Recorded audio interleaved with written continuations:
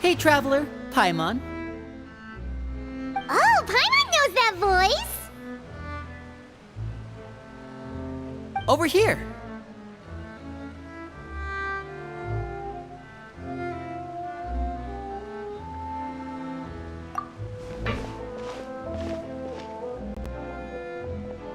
To borrow one of the more popular turns of phrase at the moment, this appears to be quite the fated reunion.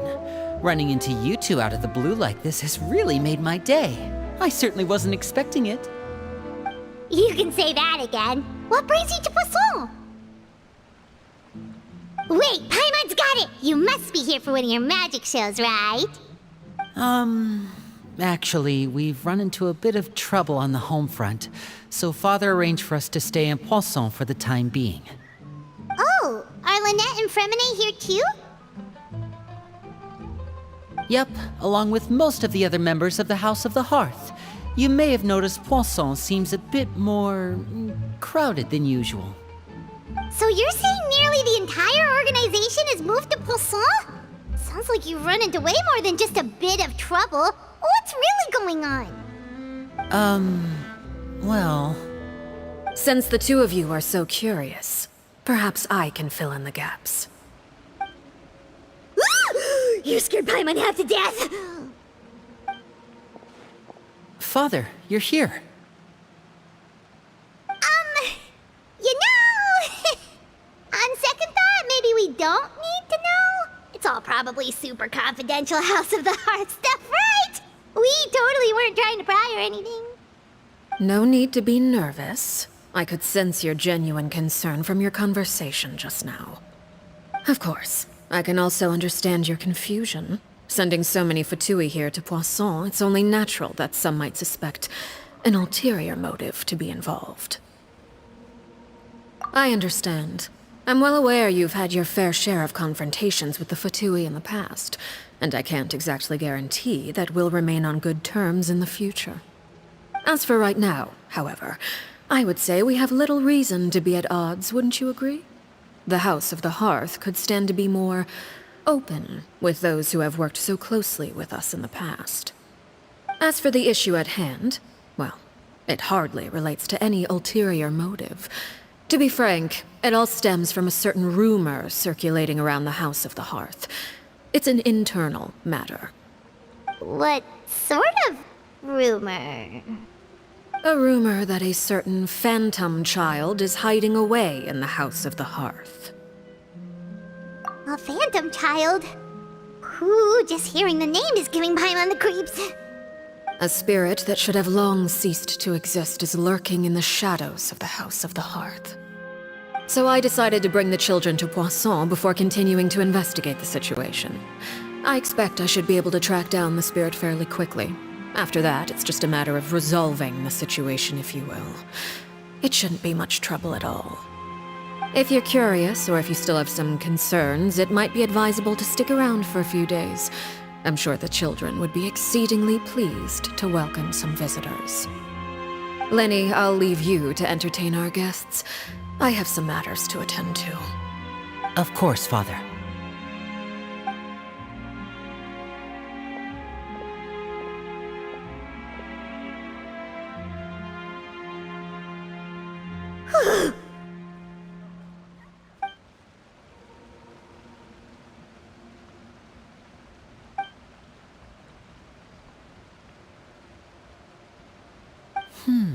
It has long been a dream of mine to invite you to our home and introduce you to my other siblings. You're quite well known in the organization already. A lot of people have been talking about you, especially after everything with the prophecy. If you're willing, why don't you stay a while and have a little chat with us? Alright. We don't have anything else to do right now anyway. But let's be clear, we're just gonna be there as guests, okay? Don't get any funny. Oh, wait a second. For your guests, that probably means we'll be treated to lots of yummy food, right? Of course. During our stay in Poisson, we've been helping out the locals with some fishing. We bring in quite the bounty every day. In fact, today's the perfect chance for me to show you what I can do in the kitchen. Let's go. I'll take you to where we're staying.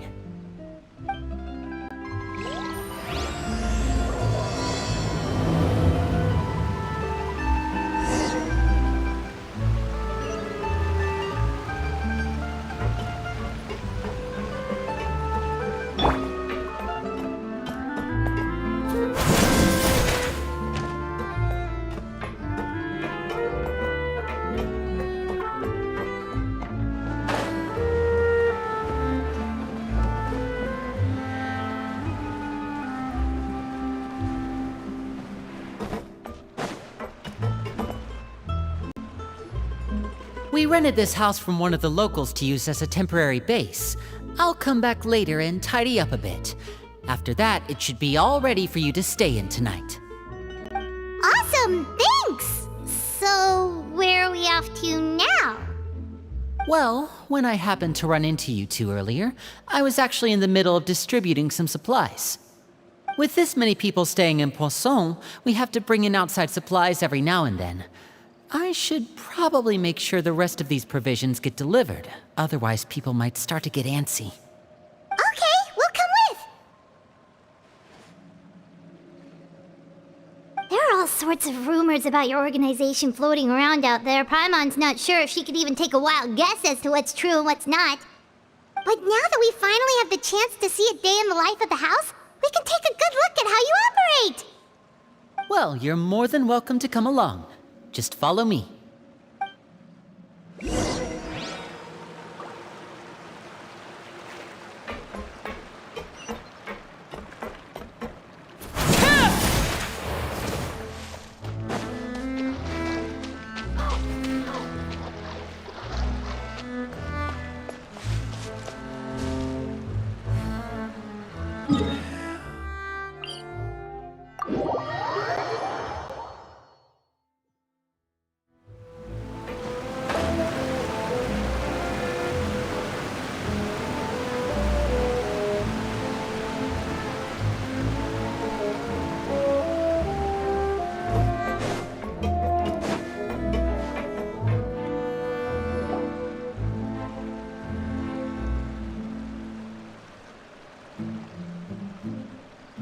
Linny! You're finally here! The supplies. I'm assuming you've... Brought them with me? Yep, here you go. Hello? Something caught your eye? It's the Traveler and Paimon! No way! Come here, everyone! Hurry! The Traveler and Paimon are here!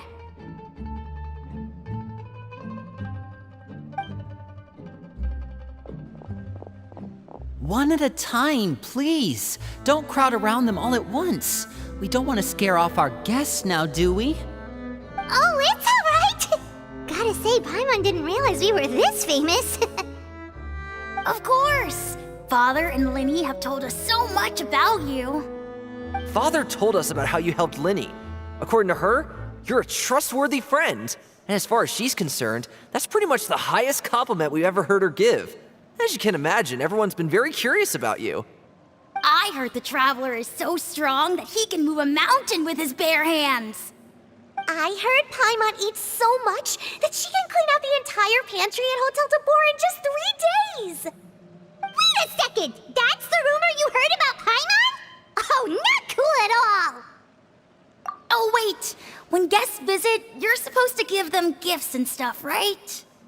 Oh, we don't need something like that. Besides, we don't have anything to give to you! Come on, we insist! I can give you some of my new potions. Just pick your poison. And by that, I mean medicine or actual poison. I've got both. Huh? Or maybe Shaplo can teach you guys about stealth! He's super good at it! He's never been caught. Ah, now that's not a bad idea. I know you usually prefer to fight head-on, but it never hurts to expand your bag of tricks, right? When it comes to eliminating your enemies, staying quiet can go a long way. Trust me, I would know. I was poisoned not too long ago, and I'm still dealing with the after effects. So I'm not quite as good as I was before, but I can still give you some pointers. Wait, when you said gifts, Paimon didn't think you meant poison and stealth tactics. But those are the best things we can give you. You don't like them? Ooh, how about this? Tell me the name of someone who really annoys you, and we'll teach him a lesson for you. All right, Fold, Selwar. I think that's enough suggestions for now. When it comes to being a good host, it's the thought that counts. You don't need a physical gift to make our guests happy. In fact, pestering them with suggestion after suggestion might make them more annoyed than anything. I would say your enthusiasm has certainly gotten across. Really?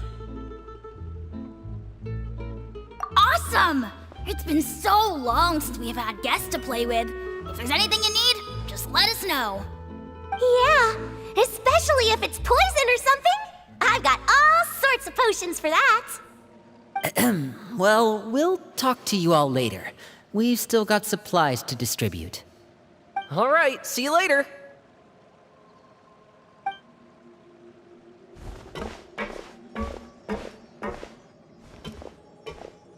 Bye!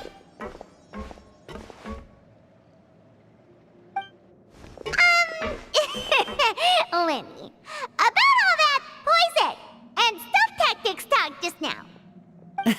Scared you, did it? That kind of talk comes with being part of the House of the Hearth. When Foltz was really young, he strangled all of his family pets, just out of curiosity. He was labeled a dangerous problem child and was abandoned by his family. Elwar has an unnatural obsession with potions. Father has forbidden her from trying all the different concoctions she comes up with, but she still tries to test them in secret. You really have to keep an eye on that one. Chaplot is around my age. While I'm mainly responsible for collecting intelligence, he handles surveillance. He's very passionate about his work and has no reservations about taking on some very difficult missions. I know you two probably aren't used to that kind of talk, but I can promise you they only had the best of intentions. Things like stealth tactics and developing different poisons, they really mean a lot to them. They were just trying to share the best of what they could offer, that's all.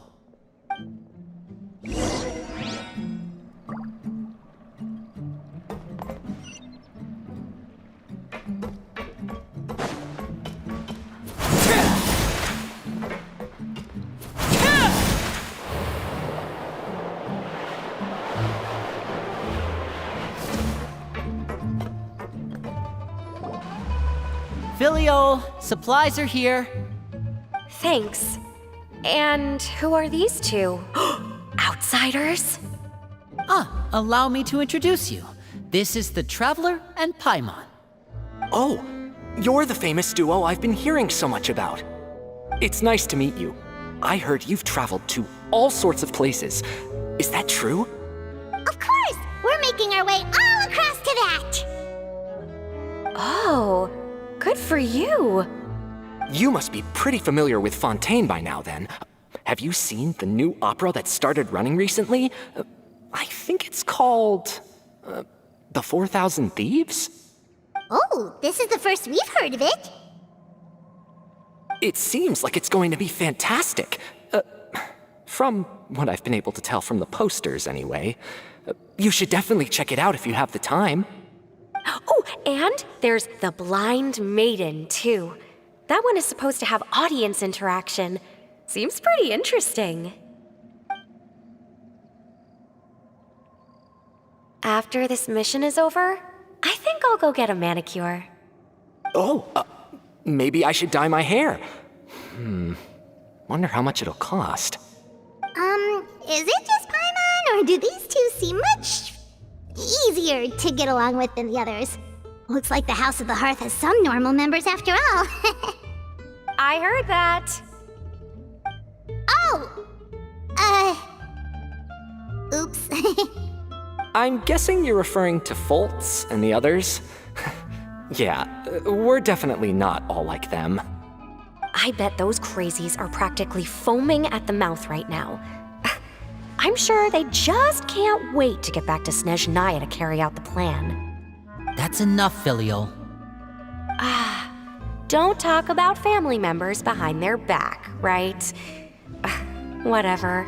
Let's go. Guess this is goodbye then. If you ever have some time, we should go see the opera together.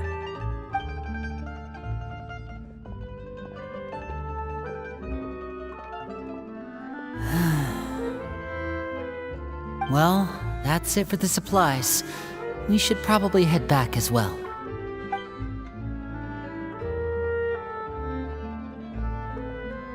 Well, they didn't seem too happy with each other. Seems like there could be something more going on here. You're right. We're only here as guests after all. Oh, Linny's getting super far ahead. Come on, let's catch up.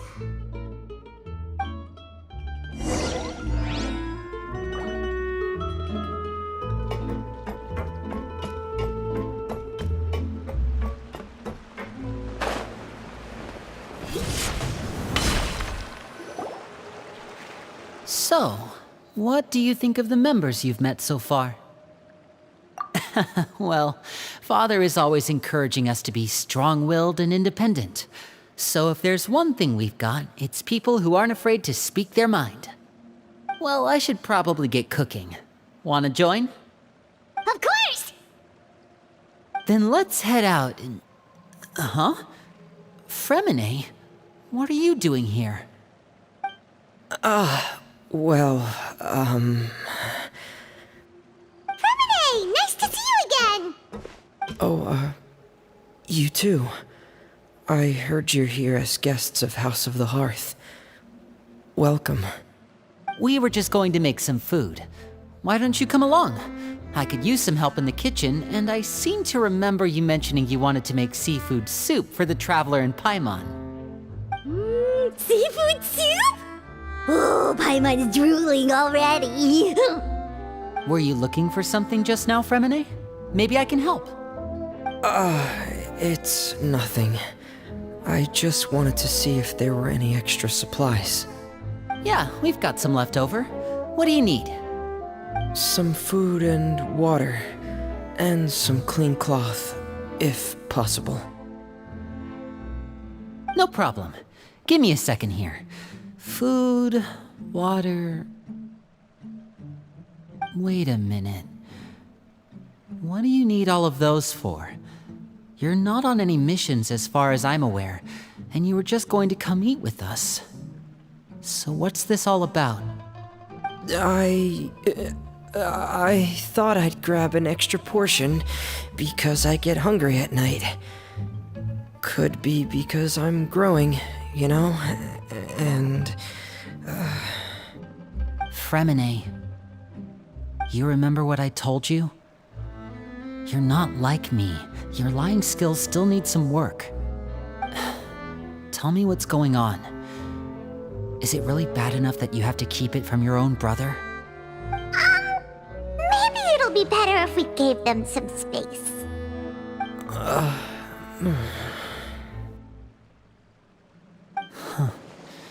This is the first time I've seen that kind of look on your face. Whatever happened, does it have something to do with Father? yes. Just follow me.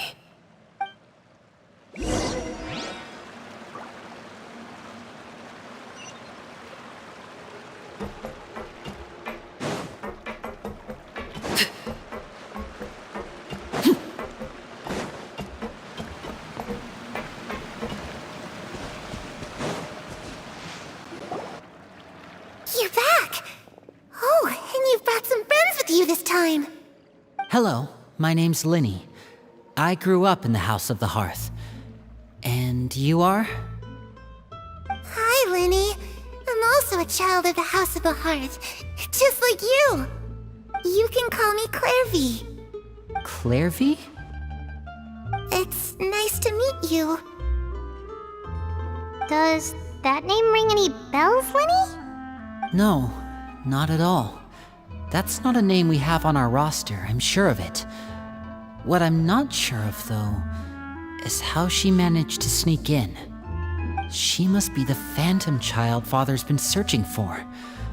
From the looks of it, I'm guessing you were the one that found her, Fremine. You, haven't told Father, have you? No, I haven't told anyone. I've just been keeping her hidden. For how long? About half a month now. So ever since we got to Poisson, then, do you have any idea what you're doing? I know what I'm doing. Really? Because from where I'm standing, it looks like you're hiding the very person Father has been trying to find. If Father finds out about this, everyone involved is going to be punished. You know the rules of the house, Fremine. I know you do. Father doesn't tolerate any form of betrayal. So why are you doing this? I've thought it through. And I just can't hand her over like that. Linny, don't you remember last year? Sheplo nearly died after getting poisoned during that one mission. He wasn't able to get back before the poison started taking effect, and not a single person was there to help him. That night, while I was sleeping, I heard a voice telling me to go save him. I opened my eyes, but I couldn't find the source of the voice. I thought maybe I was just hearing things, but I went to look for him anyway. Luckily, I got there with enough time to save his life.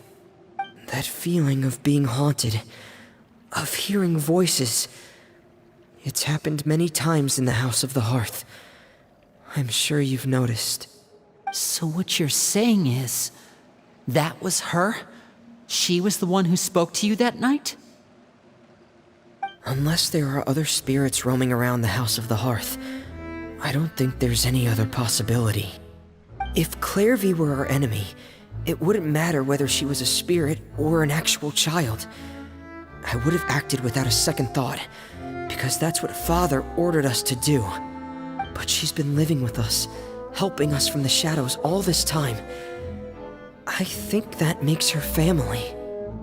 I couldn't just hand her over to be dealt with. Not when there's so much we still don't know.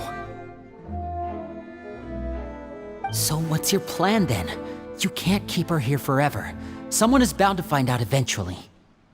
I haven't thought that far yet. I don't want to disobey an order from Father, but I also don't want to put Clairvy in danger. Come with me. There are a couple things I'd like to say to you in private.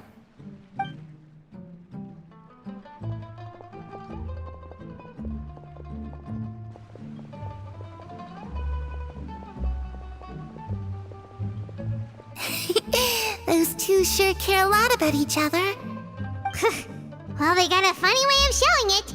From where Paimon was floating, it sure seemed like they were about to bite each other's heads off. No way! They have a really deep bond.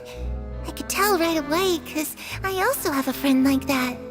I just don't know how long that kind of bond can last. The darkness in the house runs deeper than you can imagine. No one can get out alive. I'm sorry, Linny. I really didn't mean to drag anyone else into this. Oh really? You didn't mean to? 'Cause I for one wish you did. Huh? What do you mean? You know, when we were younger, you didn't call me Linny. You called me brother, just like Lynette. We grew up together, the three of us. We were all orphans, all rescued by Father. Of all the siblings in the House of the Hearth, I think our bond was the closest. Later on, when you started calling me Linny, I wasn't actually surprised. After all, Lynette and I are related by blood. We've had to depend on each other to survive long before we joined the house. Linny, The darkest and most difficult moments of my life happened before you and I had ever met. I'm sure that's true for you as well. Even so, Fremine, we've stood by each other for all these years now, and to me, that means more than blood. You and Lynette are the most important people in my life. No one can replace you. So I won't let you face anything alone. Not if I can help it. Oh, looks like things are getting kinda heated between Linny and Fremine. Maybe we should go check on them. Oh, it's raining.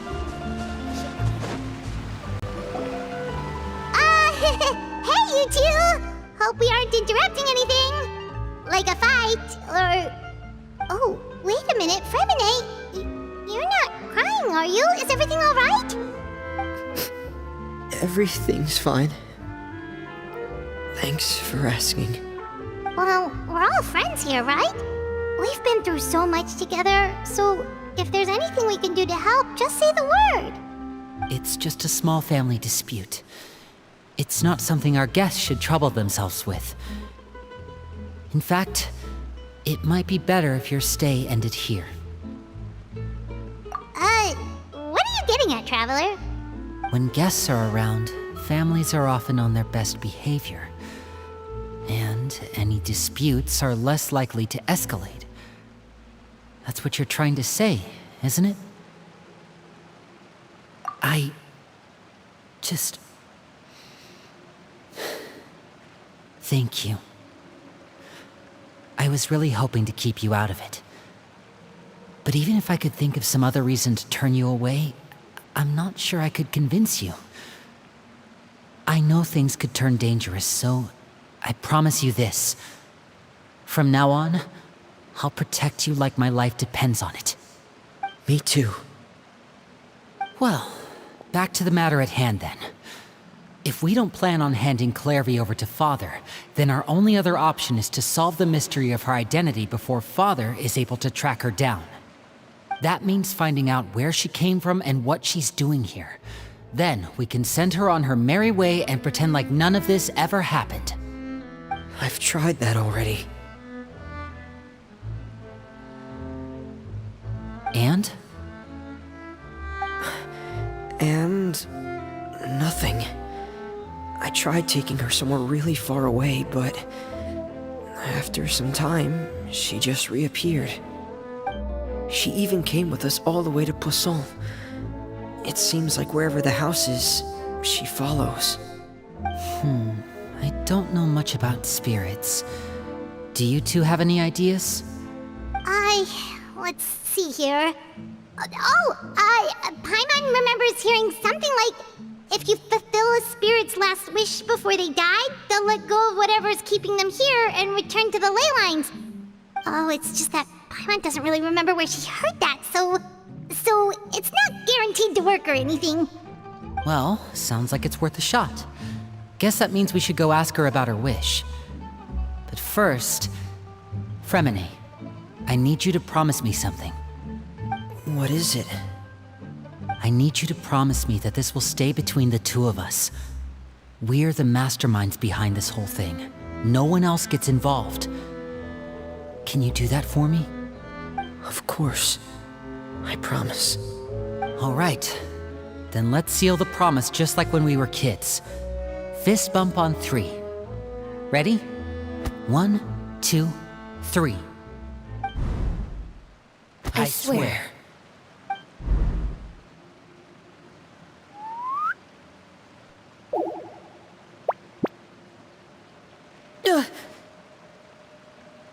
Whoa! Lynette! But what a surprise! What brings you here, dear sister?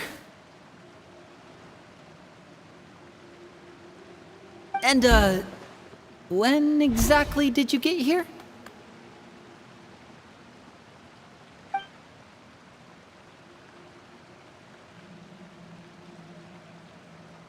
You're an idiot, brother. And you too, Fremine.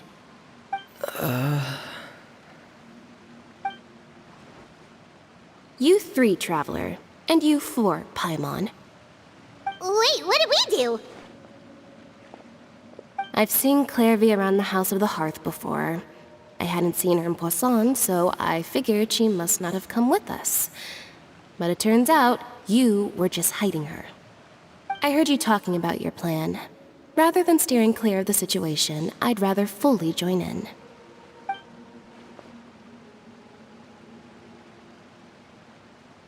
If you don't agree, I'll have no choice but to report everything back to Father. Simple as that. You're not giving us much wiggle room here, Lynette. Well, I guess we're all in this together then. After we talk to Clairvy, we'll figure out our next move. There's no time to lose. Let's go.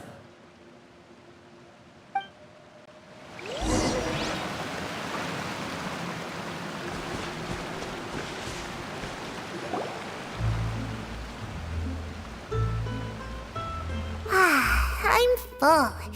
Thank you for bringing me this food, you guys. She said she's full, but the food doesn't look like it's even been touched. that's right. Based on what I've been able to observe, it doesn't seem like Clairvy can interact with the physical world at all.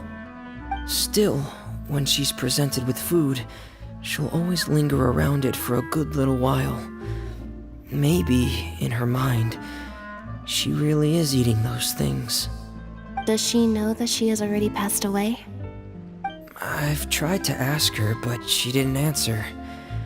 My guess is that she's just as confused as we are.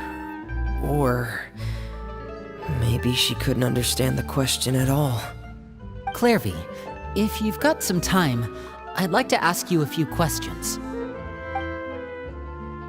Sure. Oh, another new friend. Hi, I'm Clairvy. Hello. Clairvy, how did you join the House of the Hearth? Huh? Isn't it the same for everybody?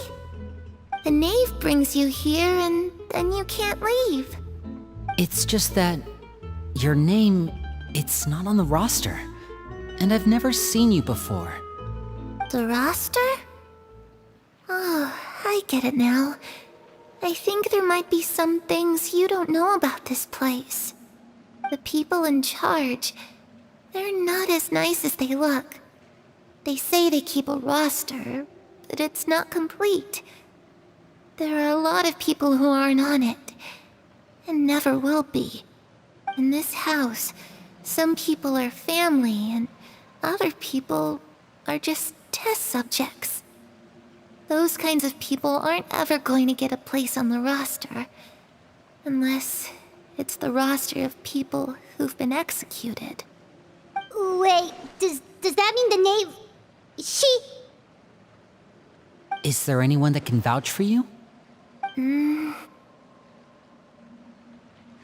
Perry, she's my best friend. She's the only one I trust in this place. Have either of you heard of that name before? No. Me neither. Clairvy, Perry. Neither of those names are on the roster. But it seems like she's telling the truth. Either that, or this kid's already got a bag of tricks bigger than mine. Maybe we should try a different approach.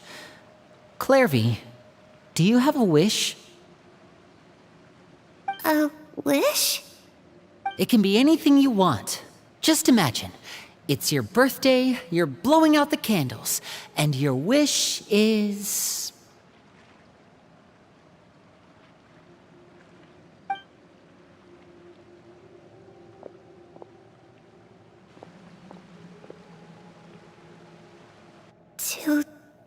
To go outside, where the sun can find me. That's... it? Well, that sounds easy enough. The darkness in the house runs deeper than you can imagine. No one can get out alive.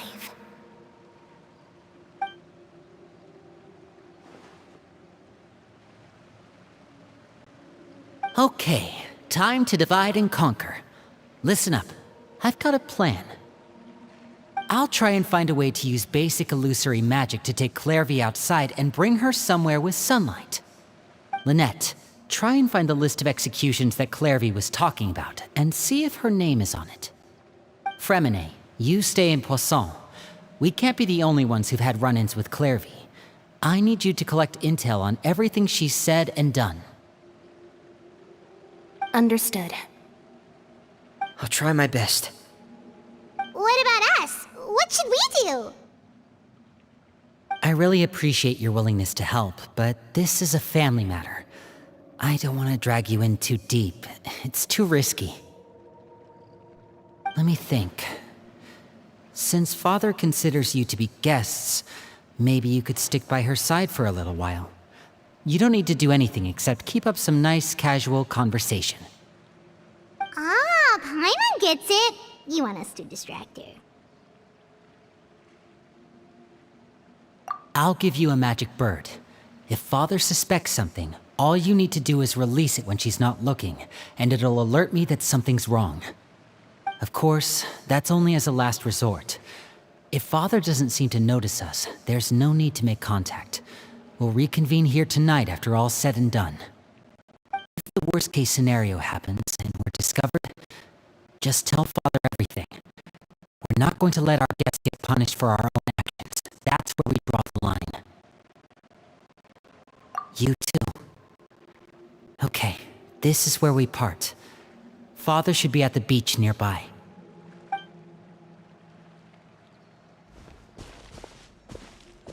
I really hope this goes well.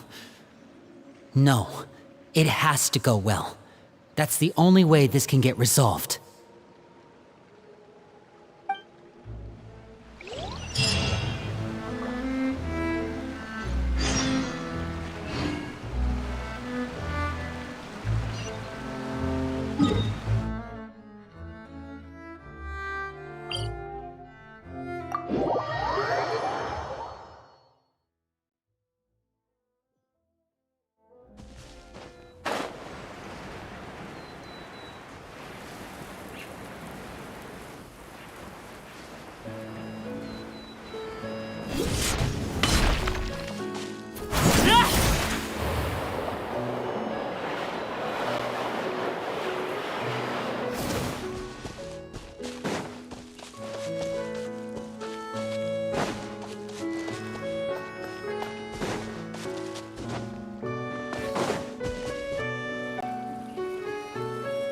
It's the knave!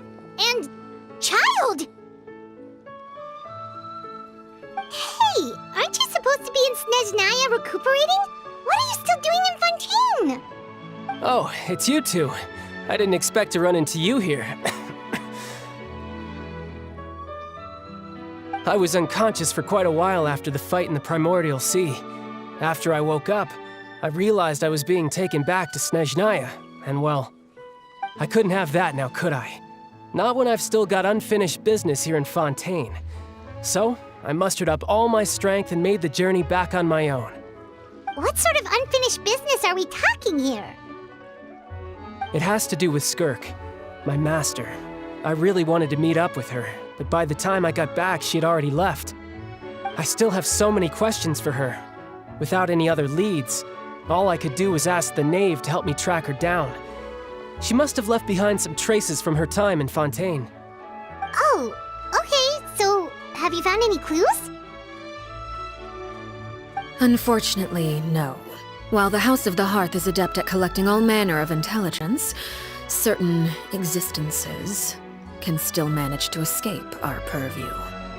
Basically, unless Master feels there's a need to meet with me, she's not going to be found. But that problem has an easy fix. I just need to become stronger, and then...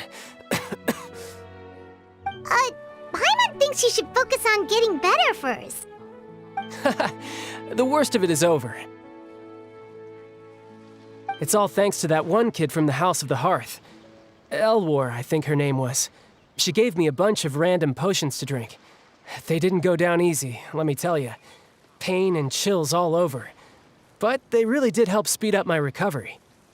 And that's good, because it looks like I really do have to head back this time. The old man's been putting the pressure on me.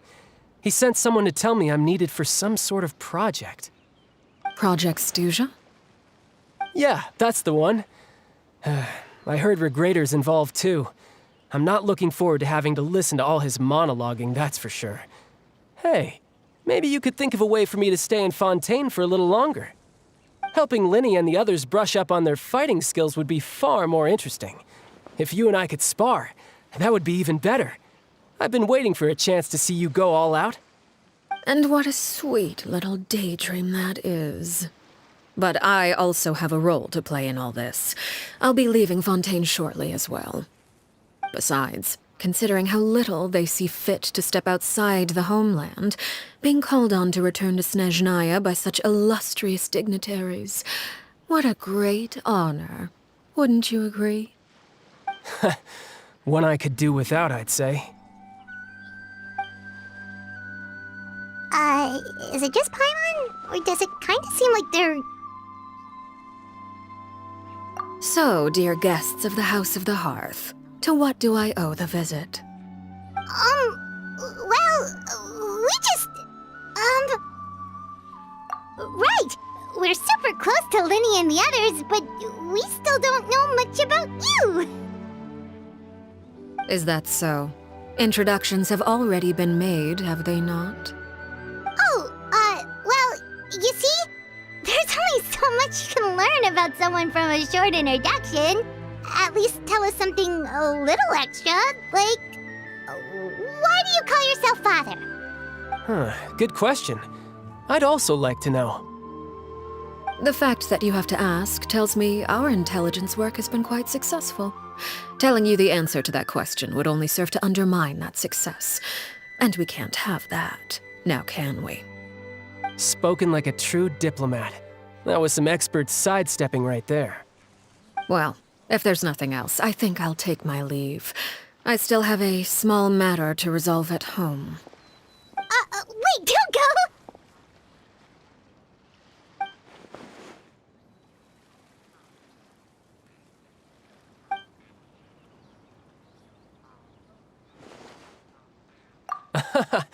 I'd also like to hear the answer to this. I've met some of the members of your organization, and they all seemed like really good kids. They actually reminded me of Tonya and Tusser. Which, by the way, if you ever betray them, I'm just letting you know, I won't let you off easy. And why would I betray them? Well, you've already betrayed the House of the Hearth once, haven't you? At least, that's what I heard.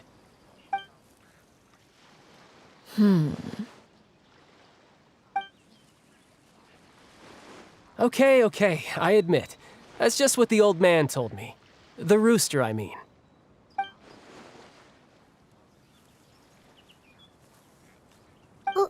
Wait, did you really do something bad to those kids? Never mind what I've done. I'm more curious as to what the mighty rooster had to say. Care to enlighten me? Well, nothing much. Just some stuff about you taking out many other members of the House of the Hearth, and even going so far to attack your own family. I see. Oh, based on your reaction, I'm guessing it's all a bunch of lies. Hardly. I don't appreciate his particular turns of phrase, but I suppose he didn't say anything untrue.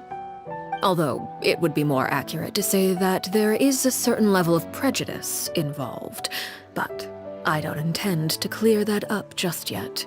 Prejudice has a funny way of concealing the real truth behind certain things, an attribute that I find to be quite advantageous. Call yourself a Fontainian, for example, and people will assume all sorts of things, when the real truth is that this is simply the land where I was raised. Huh? You're not actually from Fontaine? But then why did you try to help out with the prophecy and everything? I was trying to protect the children born in Fontaine. Claiming that I myself was a Fontainian simply made it easier to operate. People would hardly suspect a fellow Fontainian of having any ulterior motives. Who wouldn't want to save their homeland after all? The primordial sea wouldn't have any effect on me, but it would have caused great harm to the House of the Hearth. Well, you wanted extra information, didn't you? There you go. I hope that satisfied your curiosity.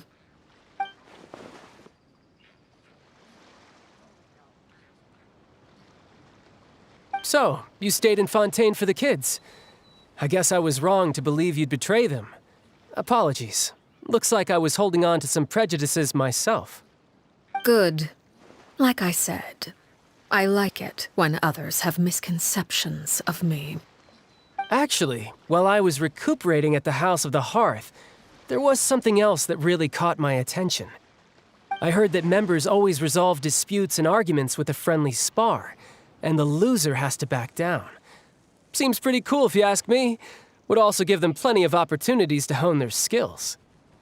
Well, that's only a recent development. In the past, such spars weren't nearly so friendly. The losing party would lose everything, including their life. They were that high stakes? Whew, at least that's not a thing anymore. Well, the current atmosphere's not half bad. I'm a bit jealous, actually. You've got so many family members around you, and you even get to live with them. Having a lot of family around means dealing with a considerable amount of bickering and scheming. Once Tonya and Tusser enter their rebellious phase, I'm sure you'll understand. Just imagine. Tusser becomes obsessed with plucking out strands from the rooster's mustache, or Tonya decides to dye her hair 42 different colors. Okay. I get the picture.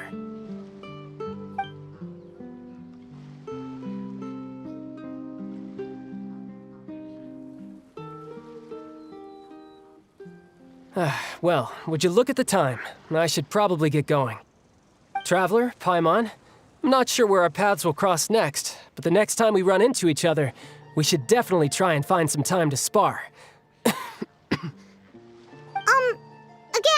maybe this is a conversation we can have when you look less like you're gonna keel over. All right. Well, thanks for everything, Arlecchino. No thanks necessary. You also played a part in obtaining the Gnosis. I would say we can call ourselves even. I like the sound of that. Well, I'm off. See you all some other time. We should probably get going too. Do you want to head back with us? Oh? You want me to leave so soon? Oh, well, you see, I'm rather enjoying the evening breeze. If you don't mind, I think I'll stick around for a bit. I have some things to think about. Apologies for not attending to you like a proper host. Please forgive this slight. I do hope you'll have a pleasant stay. We managed to keep her distracted until nightfall. Good thing Child was there to keep the conversation going. You don't think she suspected anything, do you? Oh, I wonder if Liddy ran into any issues. Let's hurry back and see how everything went.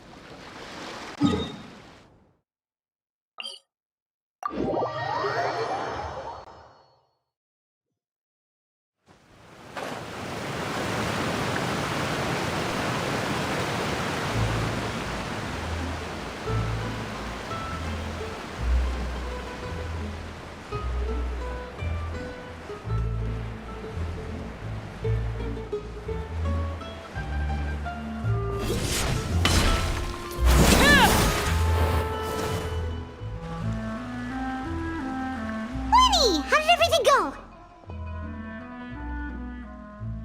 Well, long story short, we ran into a small issue. Clairvy can't go into the sunlight.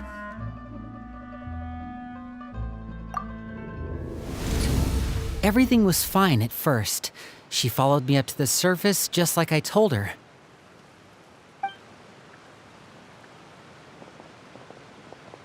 But as I led her out of the shadows and into the sunlight, she vanished. I turned around and there she was, standing at the edge of the shadows, silently watching me. Huh. Maybe she's afraid of sunlight, or... No, it wouldn't be her wish if that were the case. Well, we could always try pushing her into it. Oh, true. I've pretty much tried it all already. Nothing worked. Eventually, the sun went down, so all I could do was bring her back here. How did it go with you, Lynette? Good. I've got the list. It's right here. Really? Well, what are we waiting for? Let's take a look!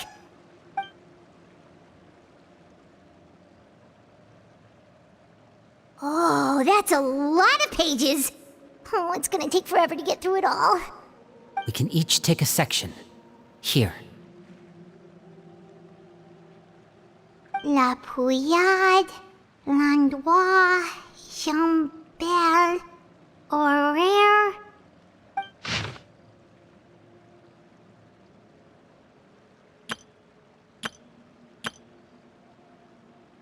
Oh, yikes. That Horaire guy has a huge scar on his face. He's kinda giving Paimon the creeps. Ah, I've met him before. The scar is from an injury he received during a mission. I still remember him joking with me about it. He said any future lover would take one look at him and then lose all interest. Did he say anything else? Well, I asked if there was someone he was interested in. He said no, and that's where our conversation ended. It was only later that I learned he really did have someone he liked. He risked everything to escape so he could be with her, but it didn't work. One day, Father asked to see him, and, well, I never saw him again after that. Wait, so that means the knave, It may seem cruel, but it's just one of the rules of the house. Betrayal is not to be taken lightly. We know too many secrets to come and go as we please. So, if you do try to leave, you pay with your life.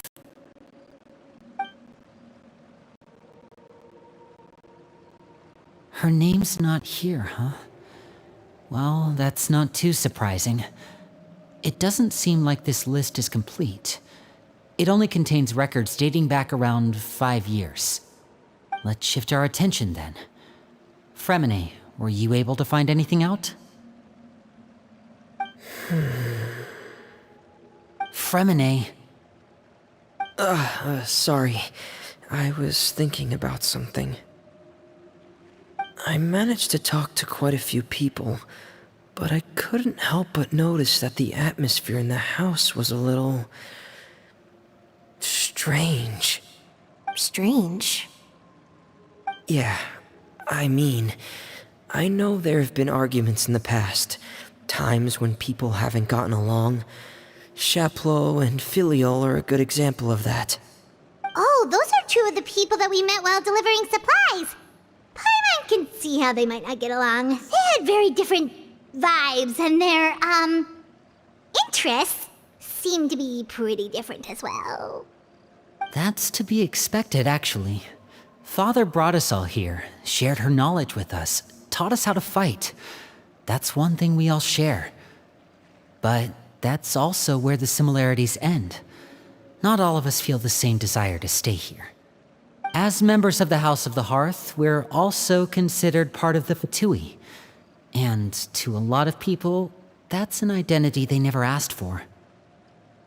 Certain members get older and realize they want something else for themselves. But considering the rules of the house, most people would never say that out loud. People like Chaplot and Foltz are loyal to Father and her vision. They're proud to be part of the Fatui. Filiol and Nantoy, on the other hand, well, they aren't quite as enthusiastic. These kinds of conflicts have always been there. It's not like Father is in the dark about any of this. Well, that's true. But it just feels like things have gotten worse lately. Filiol and the others, it seemed like they were meeting in secret to talk about something. I can't say for sure, but I think they've met Clairvy. You think she's been inciting them to act out? No, not exactly. But I wouldn't be surprised if she said something to them about the darkness in the house and how deep it runs.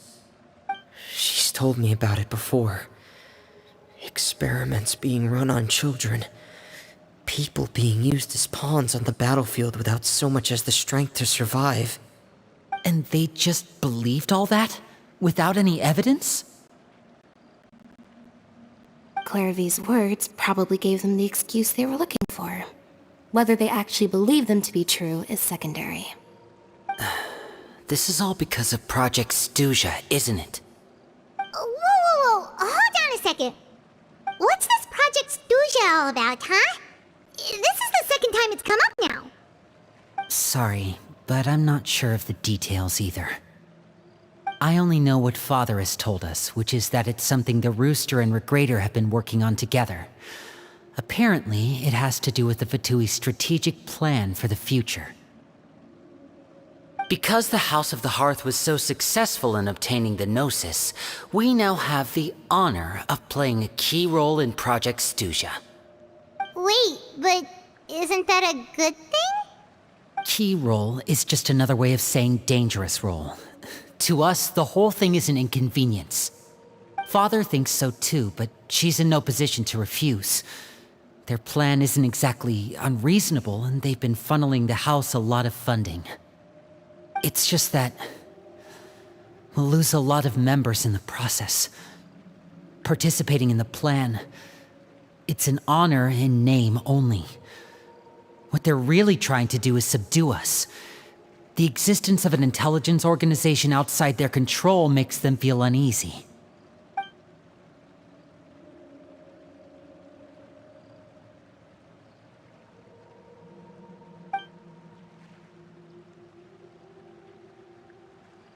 Okay, super complicated top secret Fatui business aside, what does all of this have to do with the conflicts you were talking about earlier? Paimon doesn't get the connection. External pressure has a way of exacerbating internal strife. You can't overlook the power of fear either. People are afraid of dying, and that fear is often the impetus for a lot of stupid decisions. I thought resolving the Clairvy situation would make everything go back to normal. But it looks like things are more complicated than I thought. If we leave Filiol and the others to their own devices, sooner or later, Father will be forced to take action. We can only focus on one situation at a time, brother. You're right. Even if we confront Filiol and the others, it won't do any good. It might even make matters worse.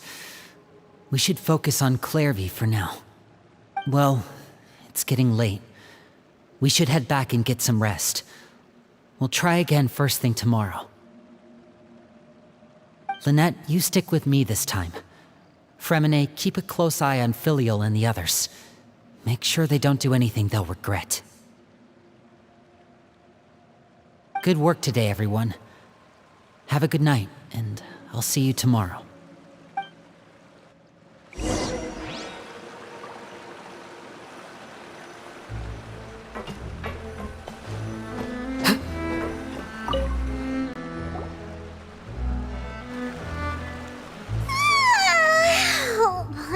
Looking forward to an early night, but she can't sleep at all.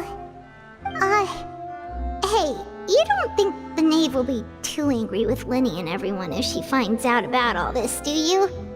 She's even scary when she smiles. If she were to actually get angry... Ooh, you have to protect Paimon if that happens, okay, Traveler?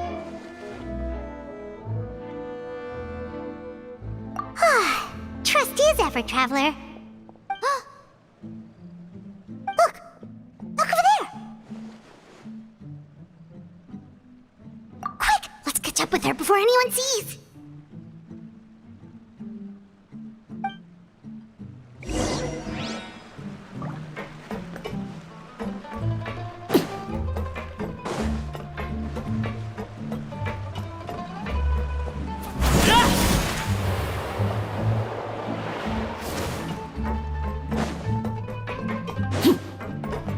Over there!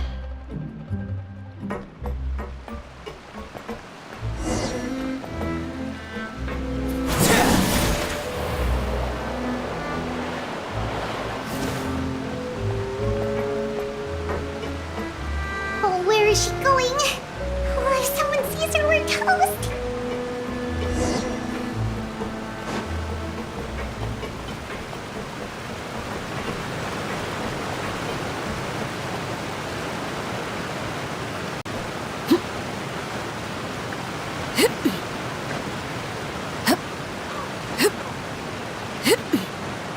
Oh, look! She stopped!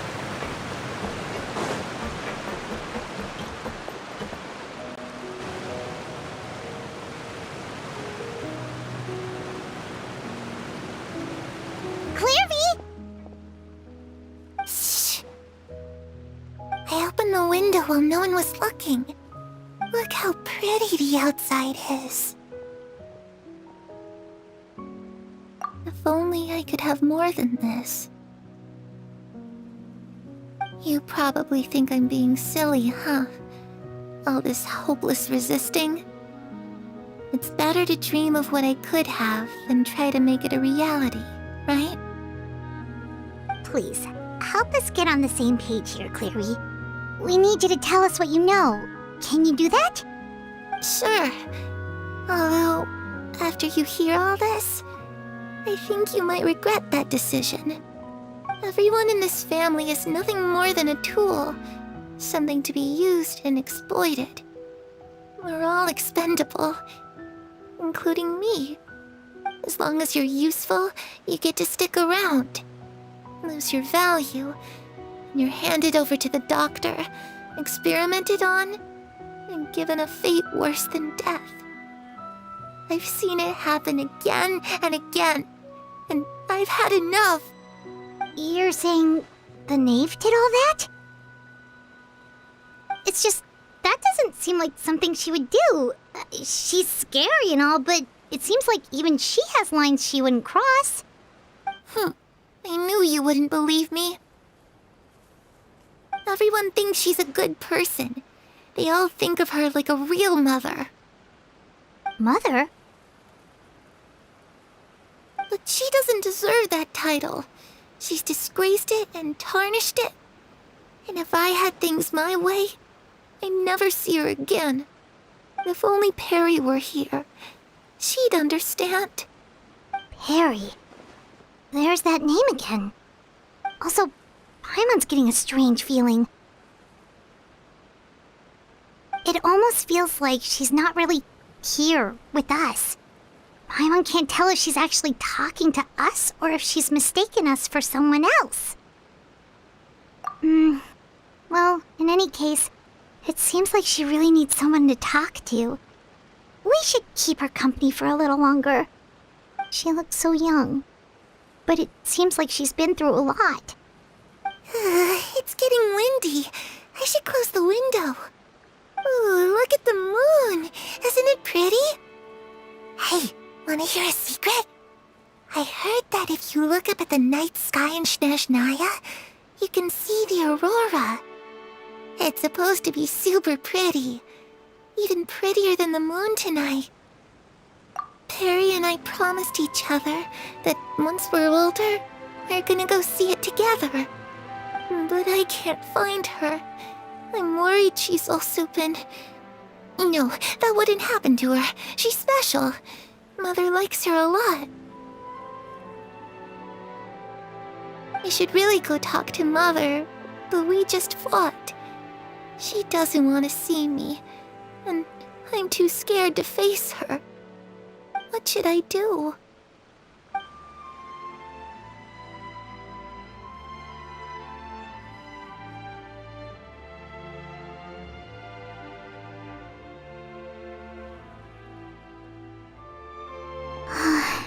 Paimon really doesn't understand what's going on with her.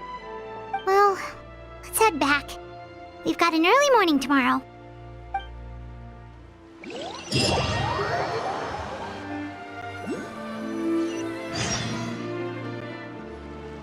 All right, looks like we're all here.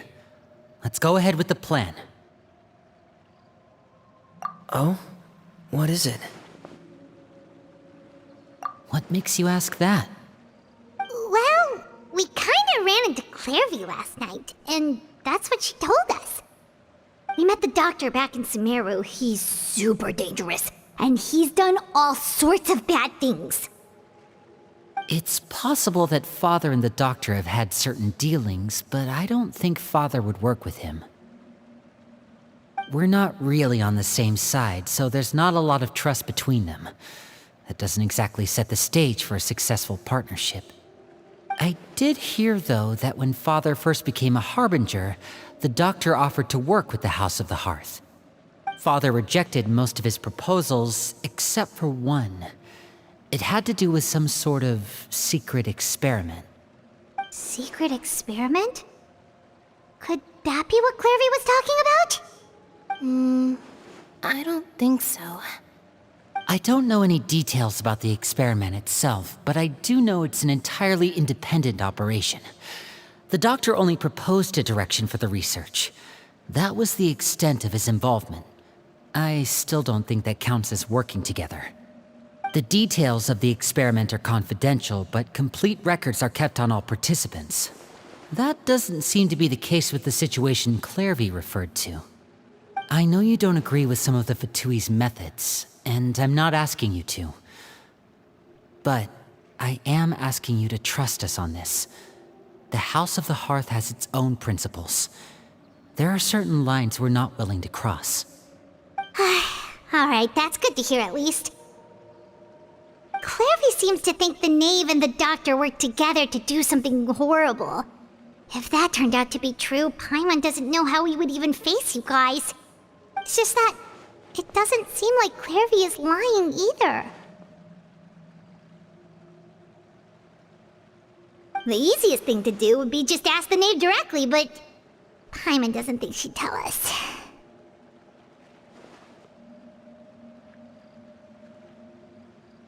Father didn't come back last night. She's probably still near the shore. We'll be counting on you to distract her. Lynette, you're with me. Fremine, you know what to do. Be on your guard, everyone.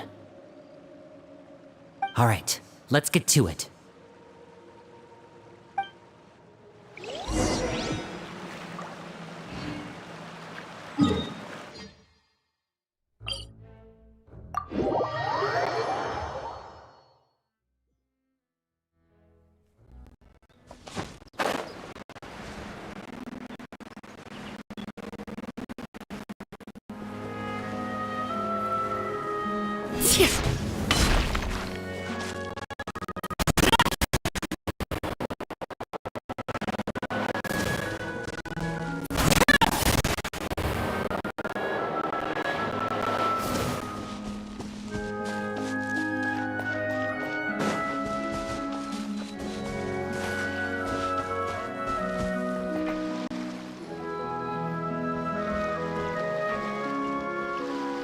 Ah, it's you two again.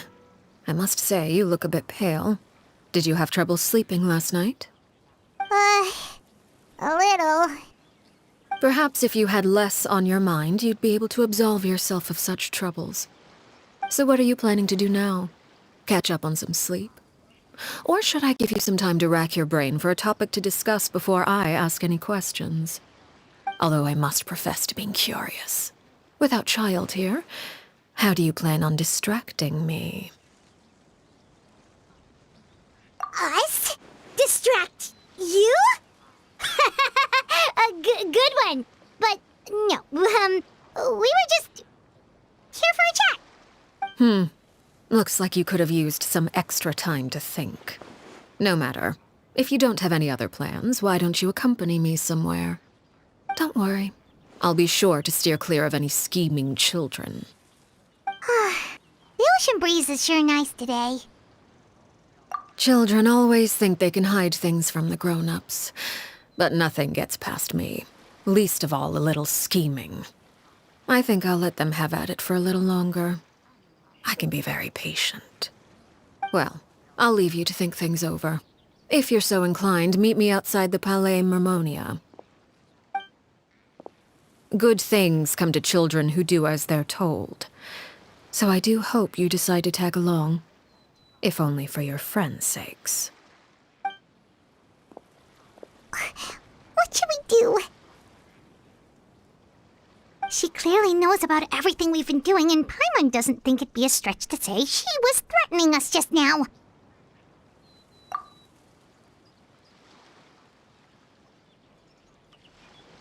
Oh, good idea. Hopefully he sees it in time. Well, we should probably head to the Palais Mermonia. Paimon doesn't want to find out what happens if we don't show up. Based on what the knave was saying just now, it sure didn't seem like it'd be anything good. Okay, then we probably shouldn't keep her waiting.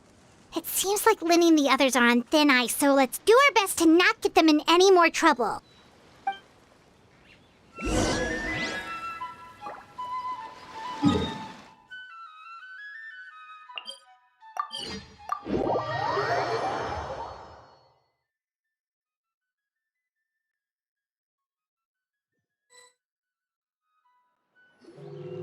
Seeing as we still have some time before my meeting, we might as well enjoy some pleasant conversation while we wait. I'm glad to see you get along with my children. Being surrounded by good companions is necessary for a child's development. You're not planning on doing anything to them, are you? I assume you're referring to Lenny, Lynette, and Fremine. Although, there's that situation with Filial and Nentoy as well. It appears quite a few people have been acting out lately. No matter. I'm not one to discriminate. All those who betray the house meet the same fate. There are no exceptions. Does that mean you're going to kill them? Oh, are you here to beg for their lives? I'm sorry to disappoint, but the rules of the house change for no one. In my organization, everyone is responsible for their own actions. But don't you care about them at all? They really respect you. They even call you father. You must feel something for them. Any organization in which feelings come before principles is one destined for ruin. The House of the Hearth is hardly an exception. You could say our principles are more stringent than most. Perhaps I can offer you this consolation at least. As our guests, you two will not be held accountable along with them. I would imagine Linny, Lynette, and Fremine will be able to keep their lives. As for Filial, Nentoy, and the others, I'm afraid there's little I can do. They can try to escape, but once you know our secrets, there's no getting out alive. But that's awful. Ah, you seem concerned. Out of consideration for my guests, I suppose I could turn a blind eye for a little longer. If Linny and the others manage to dispose of Claire V in the meantime, all evidence of their wrongdoing will be lost. In that case, I could hardly punish them for something I couldn't prove. If their efforts are unsuccessful, on the other hand, all will be held accountable, and the punishment will be severe. Of course. Oh, and here, I believe this belongs to you. Do try and keep better track of it next time. It takes a considerable amount of time to train a bird like this. It would be such a pity if you were to lose it. Permanently. Wait, where did you get that? Well, I'm afraid that's all the time we have to chat. Now, for the matter at hand. I asked you to meet me here because I have business at the Palais Mermonia. It has nothing to do with you, but I think it would be prudent for you to stick by my side for the time being. There will always be time later to run off and tell Linny what you've learned. Well, time to go. Looks like we wrapped things up just in time.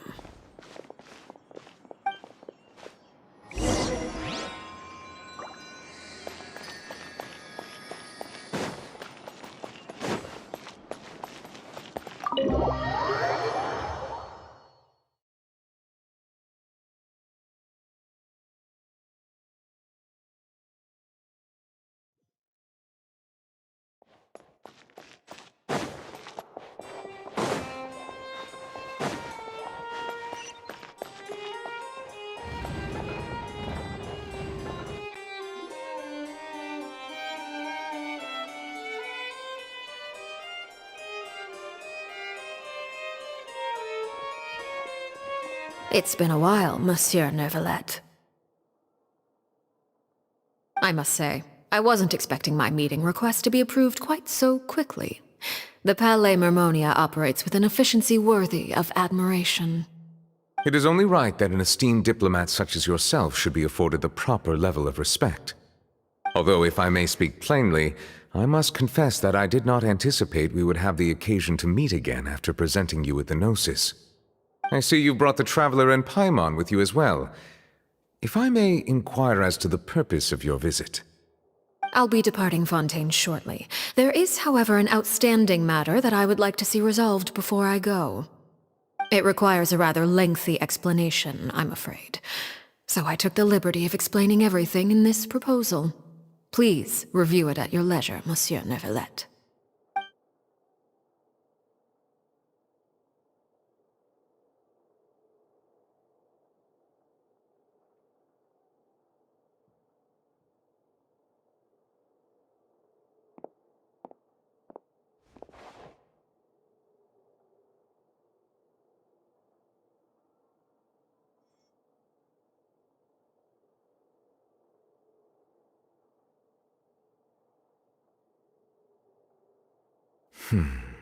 I understand your request. However, at the risk of causing offense, I must admit that I fail to see why you would wish for such a thing. I heard you have a certain fondness for water tasting, Monsieur Neuvillette, so allow me to use water as an analogy. A family is like a large body of water with countless rivers flowing in and out. As someone who watches over this system, I would hope that each river that flows from the source will eventually reach the ocean. Of course, objectively speaking, I know this is impossible. Most of the rivers will dry up along the way, disappearing into the ground and leaving nothing but a barren riverbed behind. Not all rivers are destined to reach the ocean, but I would not see their existence rendered meaningless. I believe the water that flows within them is simply meant for a different destination, like a field in need of irrigation. Or perhaps the glass of a certain water-tasting enthusiast. Did you get any of that, Traveler? Your words paint an optimistic picture indeed. Allow me to remind you, however, few among us are willing to sip from a glass filled with tainted water. It may have been tainted at one point in time, but not to worry. I'll make sure it's strained of all impurities and returned to its cleanest form.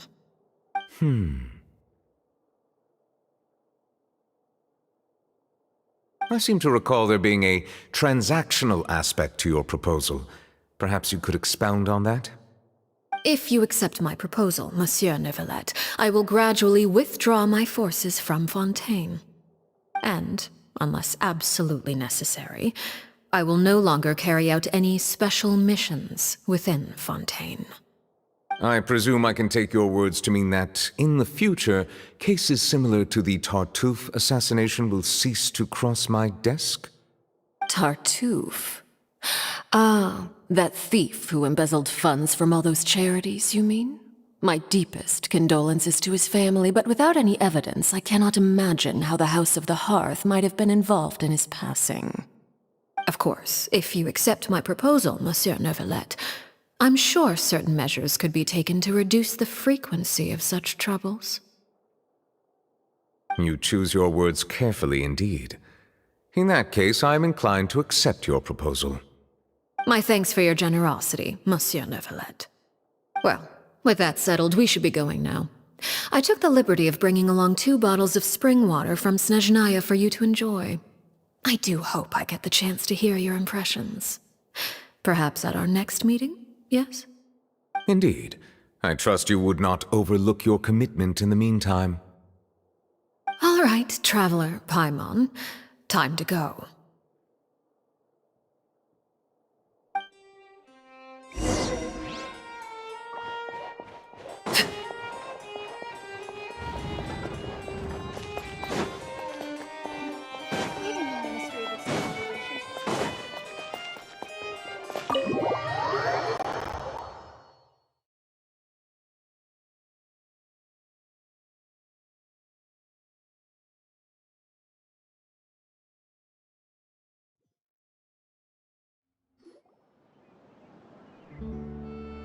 So, what exactly were you talking about back there? Paimon only heard you mention some rivers, a large body of water, and then some kind of irrigation scheme. You really want to know? I would imagine there might be more pressing concerns at the moment. Winnie, Paimon really hopes everything's going okay.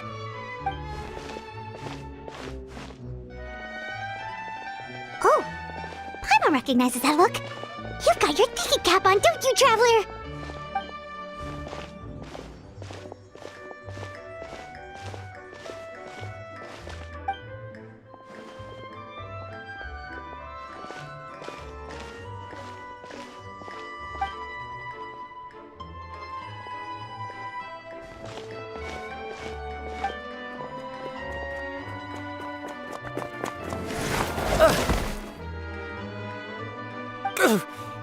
Oh, shoot.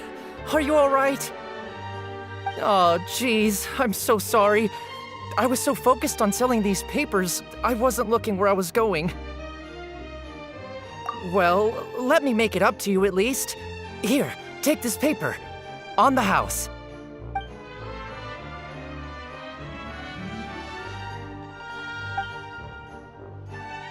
Oh, you don't have to give us anything. Please, I want to. It's not like I'm short on supply. All the extras will be useless come tomorrow anyway. It's my fault, really. I was just trying to bring home some extra mora for the family, but I bit off more than I can chew. I haven't had many takers today, so I'm still swimming in papers. What's going on here? Nothing much. I just ran into your friend here on accident. I should probably get going, actually, so... Hold on. Of course, I'm happy to compensate you with mora, it's just... I don't have any on me at the moment. I'll take 3 papers. Here. Your payment. Oh! Thank you for your patronage. May the Archons bless you with good fortune. If only I had the chance to run into such generous customers every day. I should probably just take on a smaller inventory though, right? I'm getting married soon, so sometimes it's hard to not get ahead of myself. Anyway, I should head out. Goodbye! Well, now that my affairs are settled, we should take the boat back to Poisson. We've even acquired some light reading to enjoy along the way. Actually, why don't we stick around for a little longer? Paimon just realized how hungry she is. She can't head back to Poisson on an empty stomach.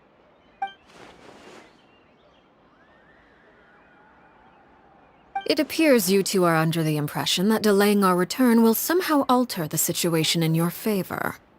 I'm sorry to ruin your fantasy, but your efforts are meaningless. That being said, I could be persuaded to give Linny some extra time. I just have one condition. If you agree to my request, I'll even answer some of your questions. You're quite curious about Clairvy, are you not? And my relationship to her. Wait, why are you being so generous all of a sudden? You're not gonna ask us to do something bad, are you? You overestimate yourself. You don't have the talent for bad things. Then what can you possibly... The most important consideration in a negotiation is that both sides receive something they want. Demands and threats only get you so far. Wonderful. Here it is. When the time comes, make the choice that you deem most appropriate in the situation, and lend your help to the House of the Hearth. Okay, sounds normal enough. But what do you mean, when the time comes? When is that supposed to be? That is for you to decide. Then we have a deal. Follow me.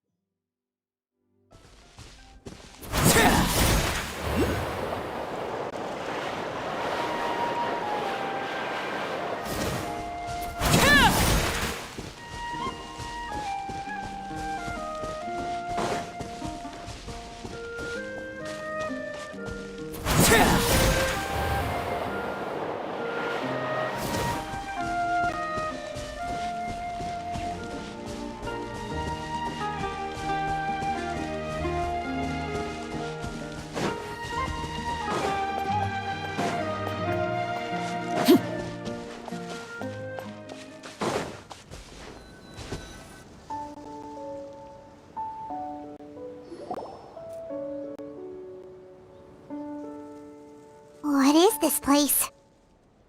Somewhere long forgotten by everyone. It used to be a grand building. Now it's nothing more than a pile of rubble. No one comes here anymore, nor does anyone care about what once happened here. Although, this place does have something to do with the story I'm about to tell you. It was before I became a Harbinger, and before Linny and the others joined the House of the Hearth. Due to certain events, I first killed Clairvy and then her mother. And this is where it all happened. You were the one that killed Clairvy? Patience now. Allow me to explain Clairvy's side of the story first. I'll start from the beginning. Clairvy was 6 years old when she was brought by her mother, Crucibina, to live in the House of the Hearth. From the outside, it seemed like a fairy tale. A thriving family made up of kind adults and friendly children. Crucibina was the knave at that time, and the House of the Hearth was under her control. She was Clairvy's mother by blood, but she was also the mother to all the children in the house. Clairvy was happy here, for a time. But she quickly realized that being part of this family wasn't a fairy tale at all. It was a kind of purgatory. Purgatory? Exactly. The House of the Hearth takes in war orphans from all over Tevat. But as for how to raise them, that depends entirely on the person in charge. Crucibina came up with a novel idea. She would teach the children to fight, force them to duel each other, and then crown as the king of the house the child who proved themselves most worthy of inheriting her title. It's difficult to estimate the number of children who died or were maimed in the process. There's little I can say about the ones who died. The ones that emerged with permanent injuries, on the other hand, well, they still served a purpose. They would be handed over to the doctor to be experimented on, or sent away on dangerous missions. Nothing more than tools to be used and then discarded. So those were the experiments Clairvy was talking about. But what actually happened to her? You said that Clairvy was Crucibina's daughter, so if Clairvy tried to convince her to stop what she was doing, Crucibina probably would have listened, right? Despite being Clairvy's mother, Crucibina cared little for her daughter.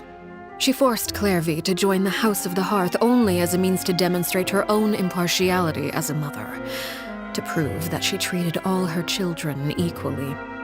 Clairvy did try to convince her mother to change her ways, but it was to no avail.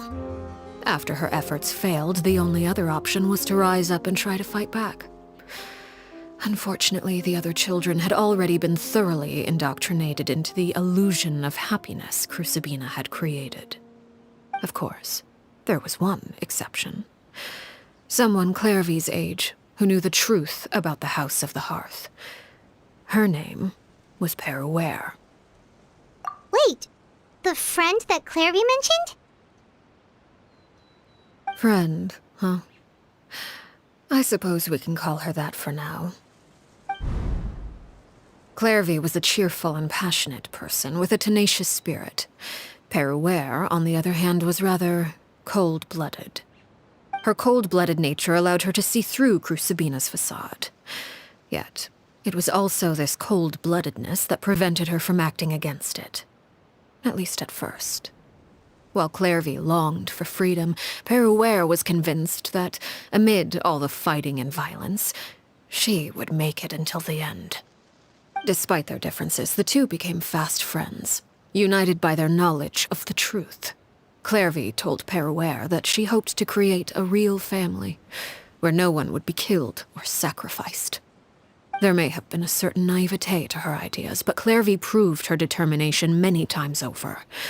She tried countless times to run away, ask for help, or expose the truth. But her efforts only earned her beating after beating. The only thing that kept her going was her strength of will. Even with her body racked with pain, she would still stand on her tiptoes and open the window at night. She and Peruere would look out at the moon together, a fierce longing for freedom shining in her eyes. But one day that light simply vanished. Oh no. What happened? Her hopelessness resulted from a culmination of things. 10 years had passed. 10 years worth of failure after failure. She and Peruere weren't children anymore, but finding any chance to escape still seemed as hopeless as ever. It was during this time that Peruere suggested a new plan. If escaping was out of the question, why not take down the very person sitting on top of this throne of lies? Mother herself. Clairvy rejected that proposal. She claimed that, as a famous harbinger, Crucibina possessed an unimaginable amount of power. Trying to kill her would have an incredibly low chance of success. Clairvy never gave another reason, but Peruere could see it written all over her face.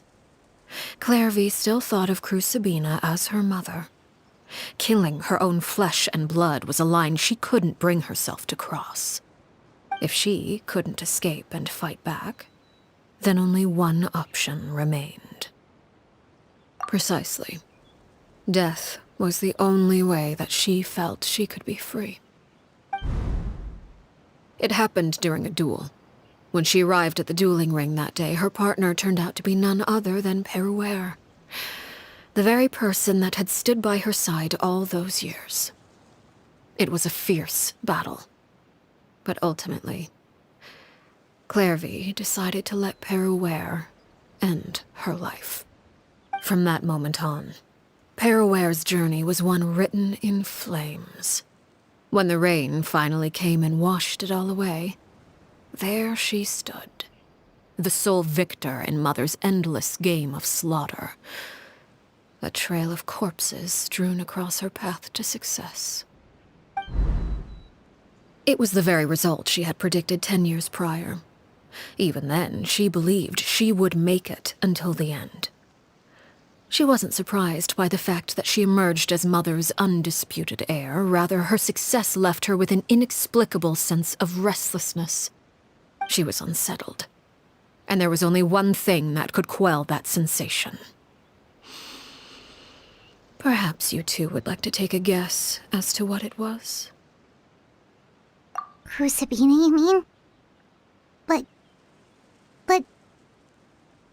Correct. This is the place where Peruere killed her best friend. A mere year later, this is also the place where she fought tooth and nail to kill the mother they shared.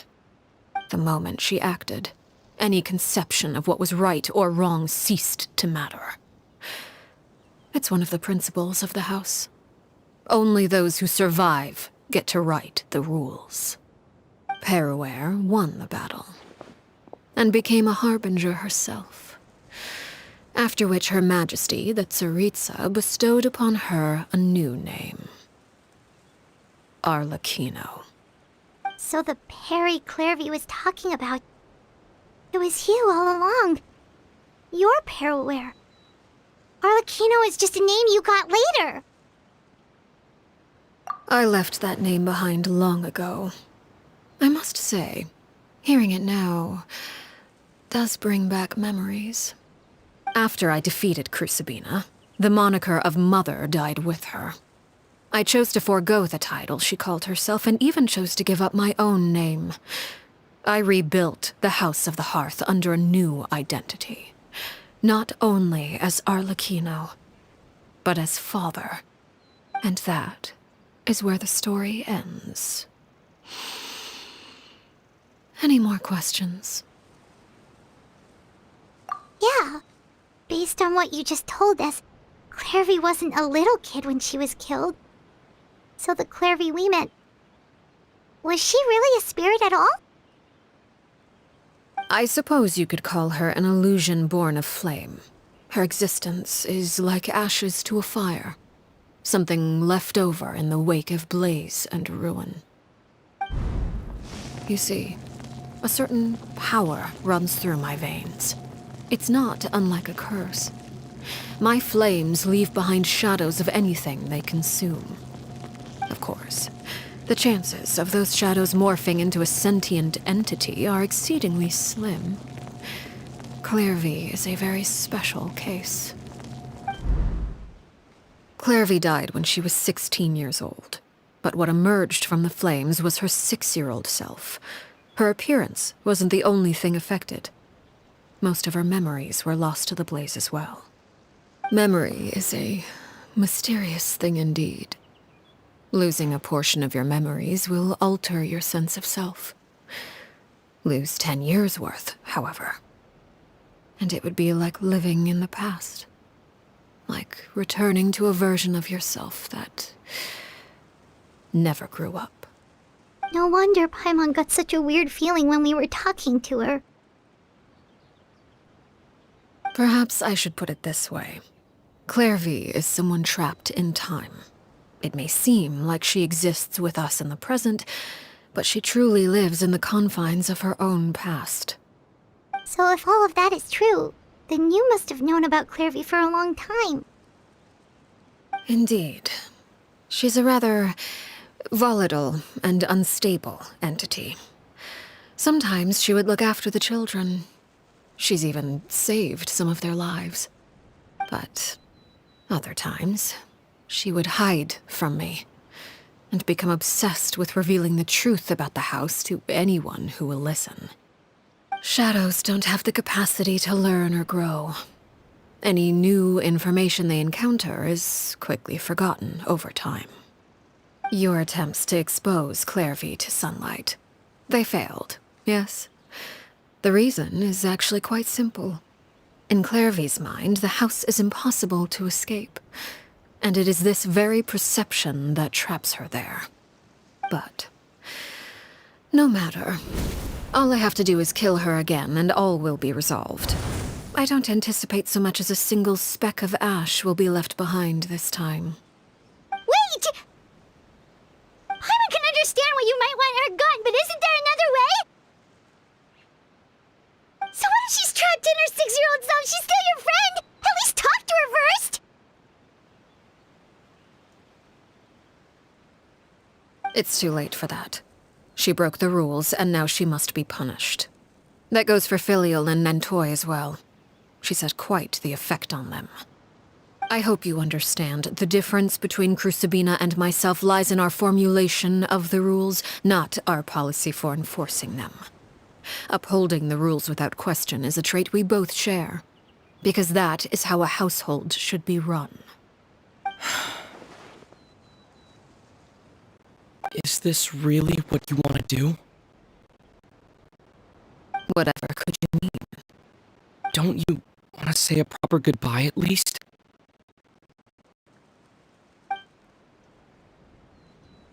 Whether as a killer or as a father, there are two things that must be avoided at all costs: anger and sorrow. Anger makes you impulsive. Sorrow causes you to waver. Well, it appears it's about time to proceed. Before we arrived, I told some of my well-behaved children to bring our troublemakers here by nightfall. I do believe I've kept my end of the deal. I give your friends quite a bit more time. As for what happens now, we'll just have to wait and see.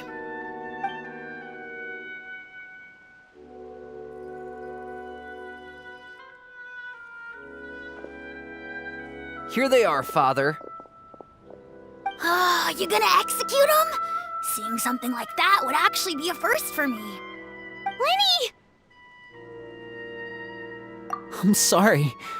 I heard about how you helped buy us more time. But I still failed. I couldn't find a way to fulfill her wish. Huh? Are you... Perry? Indeed, it's been a while, Clairvy. Perry! Shh, stay right there. I'm sorry to postpone our reunion, but first I believe certain scores need settling.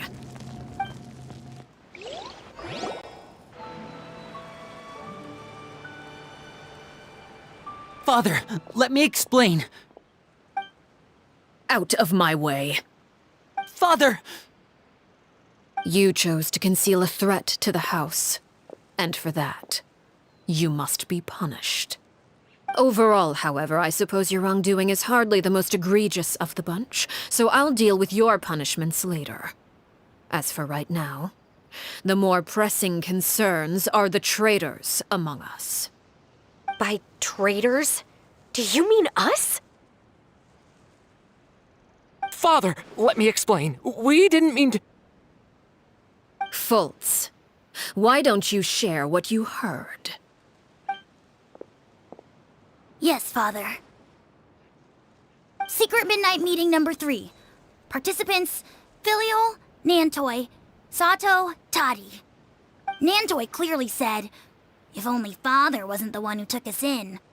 Sato added, I'm sick of this life. I just want to live as a normal person. Filial was the worst of them all. She called us crazies and said a bunch of mean things about Father. I did not! You're lying!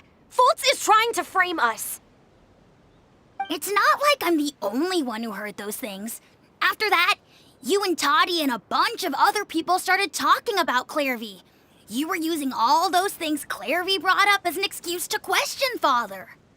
We're birds locked in a cage. The only way out is to destroy it. That's what you said, wasn't it? You little. You just want me gone, don't you? What did I ever do to you, huh? And you, Sheplo, have you forgotten who stood by your sickbed, watched over you, and changed your dressings? Come on, let's hear it then. What's your reason for all this?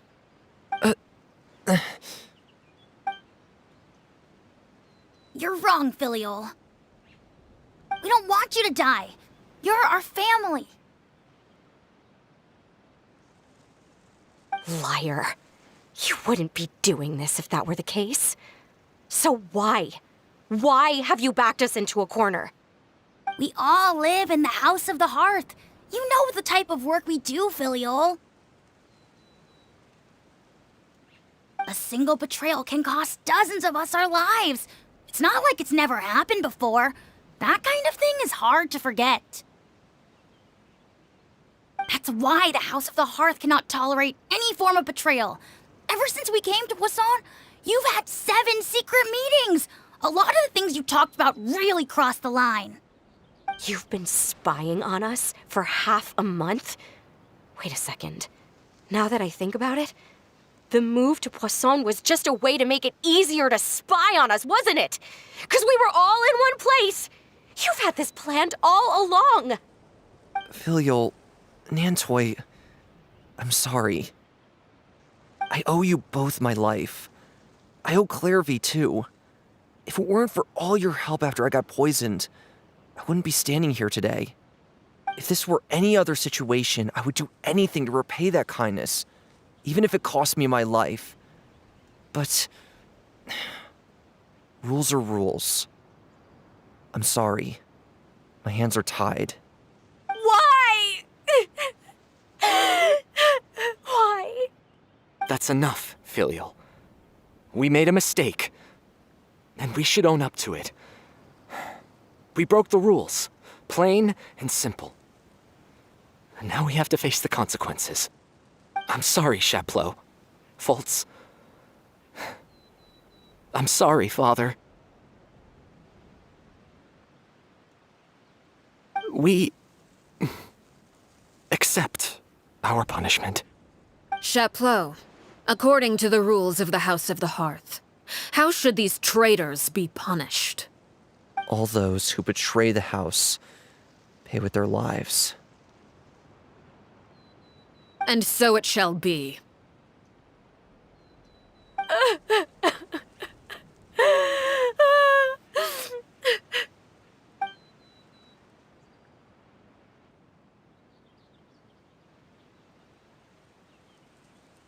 Father, please wait! Something you want to say, Linny? Please reconsider, Father. What Filial and the others did, does it really count as betrayal? We all come from broken families. From the very first day we joined the House of the Hearth, we wanted nothing more than to make it a real home. But the truth is, none of us know what a real home should look like. I'm not saying I have all the answers. All I know is this. Killing Filial and the others may uphold the rules, but doing so will only bring us further away from being a real family than we've ever been. So please, Father, please reconsider. I agree with Linny. Father, please. Linny, you...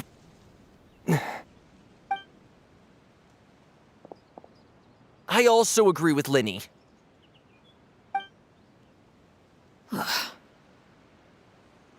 An order once given cannot be rescinded.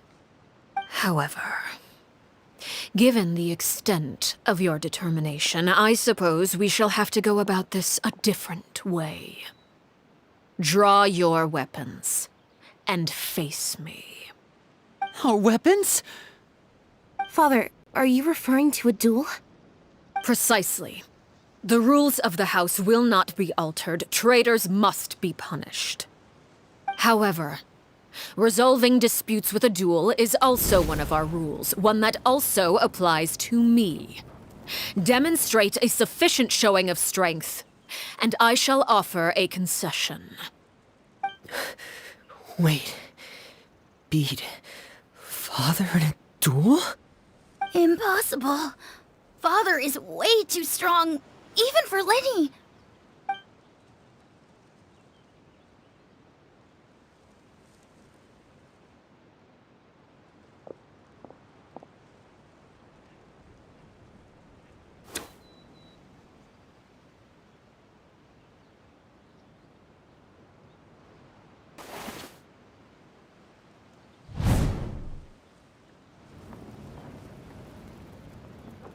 Did you hear that, Traveler?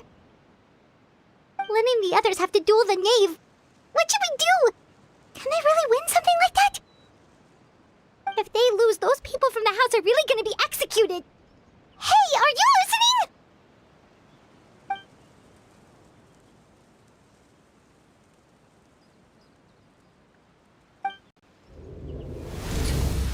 Don't you want to say a proper goodbye at least?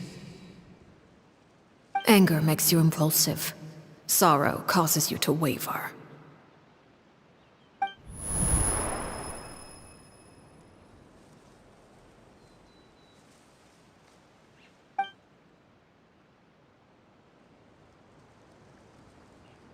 Oh, looking at that expression on her face, she seems really serious about this. Guess that means there's no chance she's throwing the duel on purpose, huh?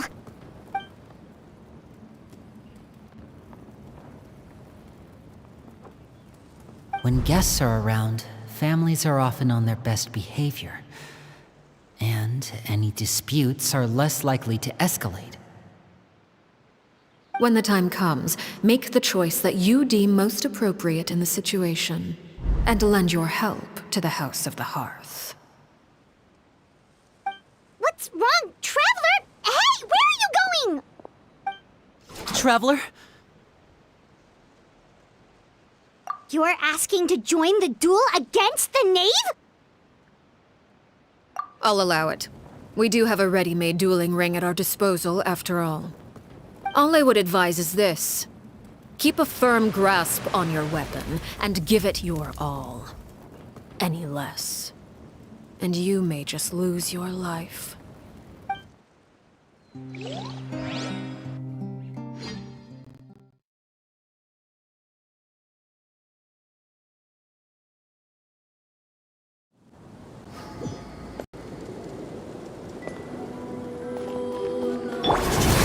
This one's got your name on it! Ha! Game's up. Time's over. How amazing. Laid bare, this is where you fall. With these rising flames! Is it my turn now? Hey there! Attack! Closer now. That's, watch out! Coming at ya! Things are about to get dicey. Over here! Is it my turn now? Fire! Well, watch out! With these rising flames! How amusing.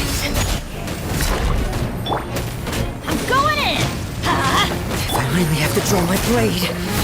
Then, with the fall of darkness, destruction shall rise. Represenda! From the Spino. Have a taste of this purgatory. Transfixed. Coming at ya! Watch out for Bob's movements. Is it my turn now? Let's light it up!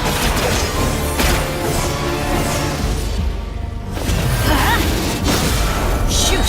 I can't afford any more bandages. Busted. Hey there! Coming at ya! Hang in there.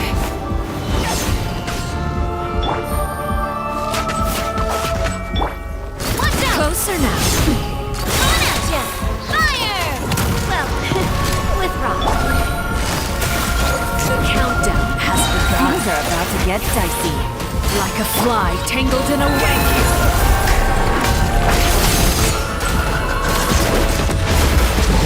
With these rising flames. Not bad. You've proven to be a worthy opponent after all. A proper send-up! From the Spino.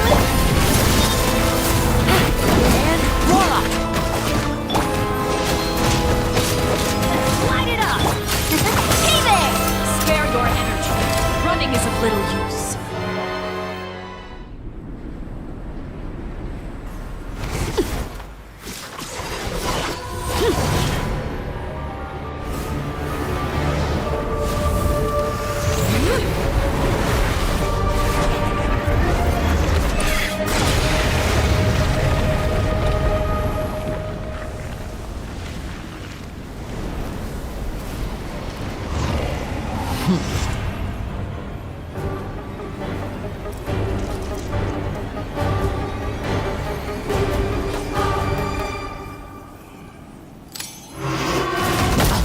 Has been seared away. My blade is all that remains. Here comes the catch. Quietly now. What are these? Look out! Watch out for Father's movements! Attack! That's the way.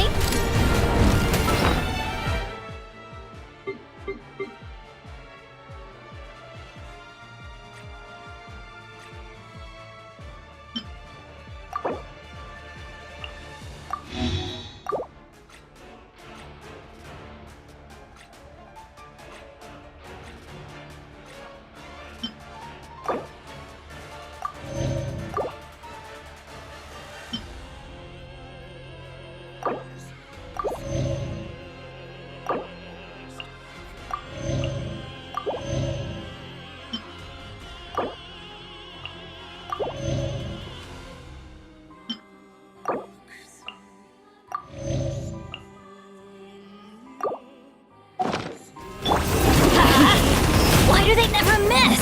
That's gonna hurt in the morning. Now's our chance! Over here!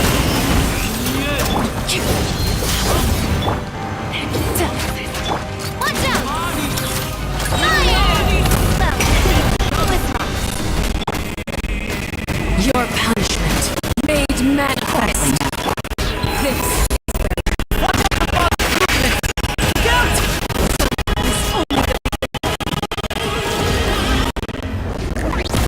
Shoot!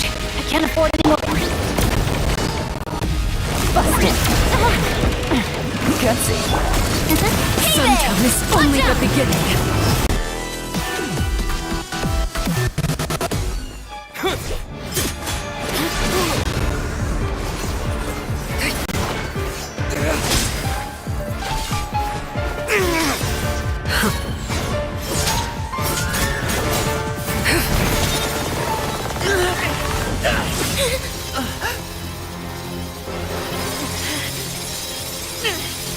You should know better than to crowd in one place.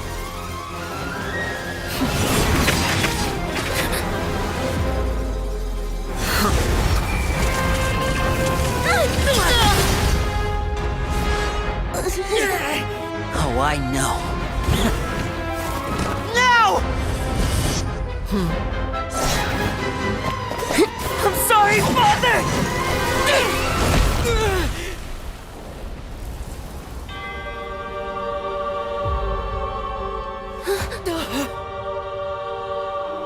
Sorry for what? This pitiful excuse for an attack.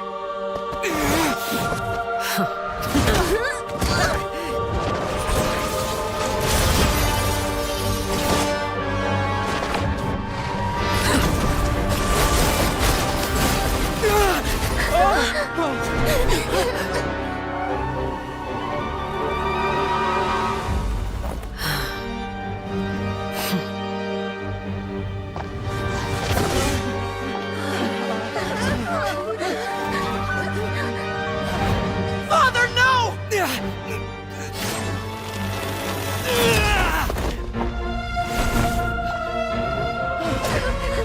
Made it out, did you? You're stronger than I expected.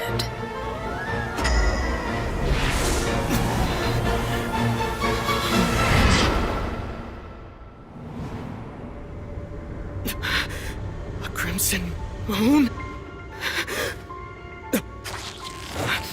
I can't move.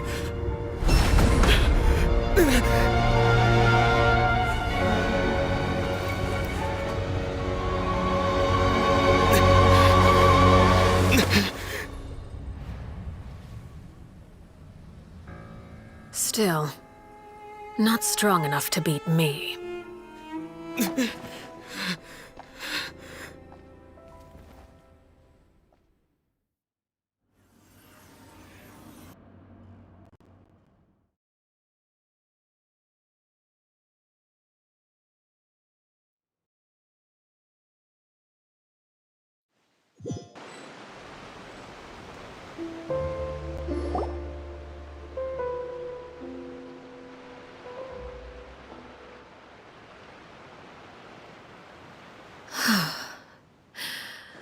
I believe we can end things here. It's not often that we get to enjoy the company of guests, after all. We wouldn't want things to get too out of hand.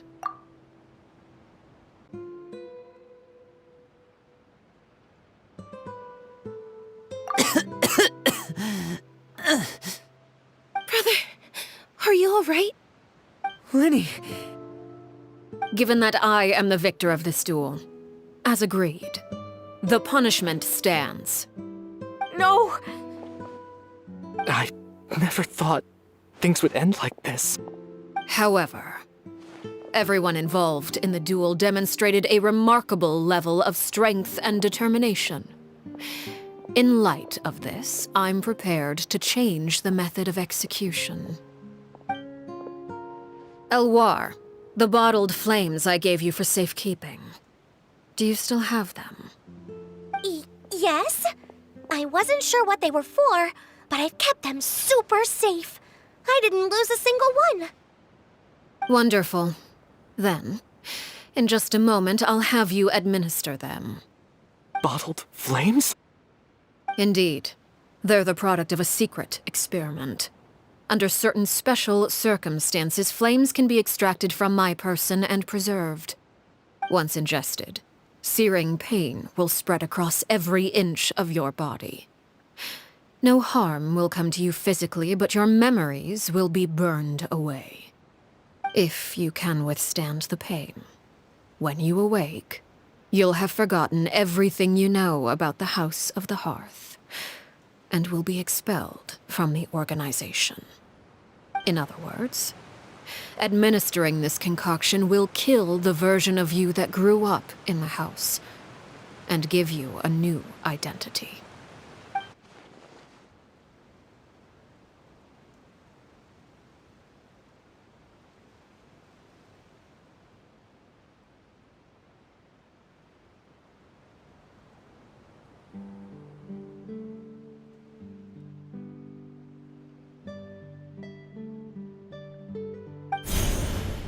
Memory is a mysterious thing indeed. Losing a portion of your memories will alter your sense of self.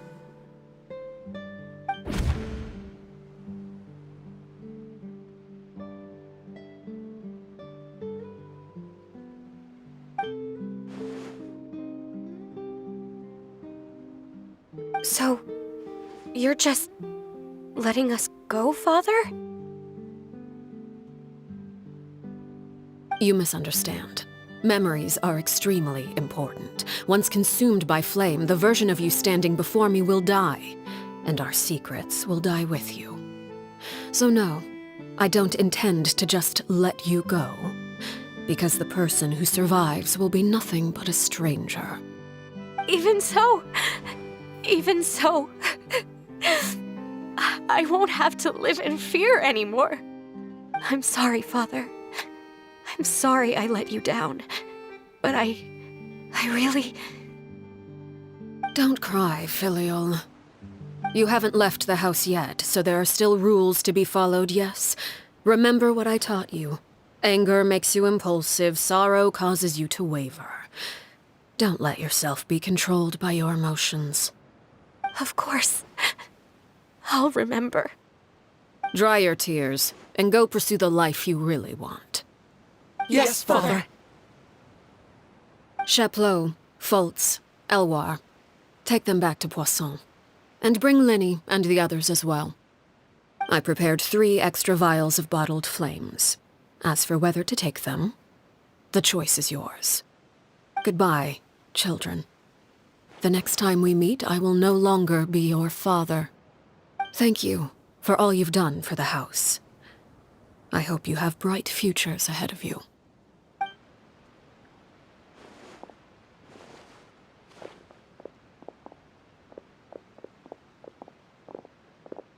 Father.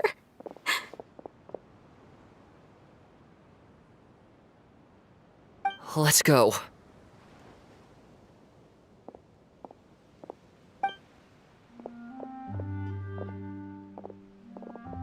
Here, grab my arm, Linny. I'll help you walk back. Thank you.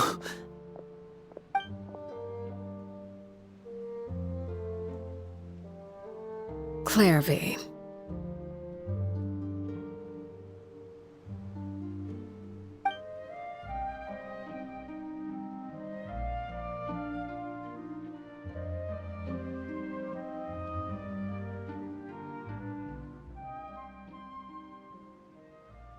Can we talk now? I've been waiting for a super long time. You really are Perry, aren't you?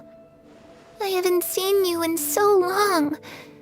How come you're all grown up? Wait, did I somehow travel to the future on accident? Or am I dreaming? What a long dream. Neither. You died, Clairvy. That's what happened. You could have at least sugarcoated it a little. Look, she's that speechless. Oh. Okay then. Huh? That's it? You accepted it just like that? Yep. If that's what Perry says happened, then I believe her. Perry wouldn't lie to me. Plus, I don't really need to know why I'm like this. I'm more curious about what happens in the future. If you're a harbinger now, Perry, that means Mother is gone, isn't she? Can you tell me about it? I want to know what happened to her. And to me. You never stopped trying to defy fate. At first, no one believed you. You could only vent your frustrations to the moon. In fact, you often sought comfort in the night sky. You wanted to see the aurora, so one night we promised each other we would go to Snezhnaya to see it together. Later on, you tried to run away, but you were brought back each time. Mother spared your life, but it wasn't out of kindness. Instead, she decided to make an example of you by slowly torturing you over time. That way, the other children would know what happens to traitors. Still, you never gave up. Mother hoped that through ruthless duel after ruthless duel, she would be able to crown an ultimate victor among the children she raised. But you called on everyone to unite, to fight to a draw in order to reduce casualties. Your efforts may have only delayed the inevitable, but still. You gave them hope. You tried everything you could think of, but every attempt ended in failure. Still, you never turned your sword on Crucibina, and you never turned it on me. On that gloomy day, you told me. For the last 16 years of my life, I've done everything I can to fight for freedom. But now, I realize that the only freedom I truly possess is the freedom to choose to die. I never imagined I would say something like that. I must have been feeling really worn down. But somehow, I still think I understand. According to Mother's plan, only one of us was going to make it until the end. And I always hoped that person would be you. If I could do it all over again, I still don't think I would make a different choice. Even when I first met you, I knew you'd be able to do what I couldn't. Is that so? Even now, I'm not sure I truly understand what kind of freedom you were trying to pursue. But as the head of the House of the Hearth and as the children's father, I've tried to give them the most basic of freedoms. The freedom to choose their own fate. It's something I discussed with the Iudex of Fontaine. The children who want to leave the house will have their memories wiped clean of all secrets pertaining to the organization. In return, they will be allowed to live a normal life in Fontaine without being prosecuted for their past.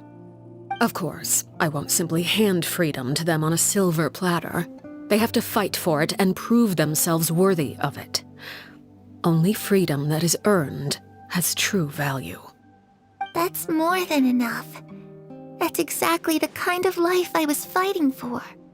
You know, Perry, I think you're a pretty amazing king, and a really great father, too. I'm really happy that you're the one who took over the house.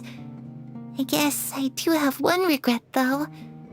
I still haven't seen the outside world. Well, it just so happens that our dear guests over here have been to many nations and traveled to countless places. Perhaps they would be willing to tell you what the outside world is like. Really? Of course! We've traveled all over the place. We've got so many stories, we could probably talk your ears off for 3 days straight!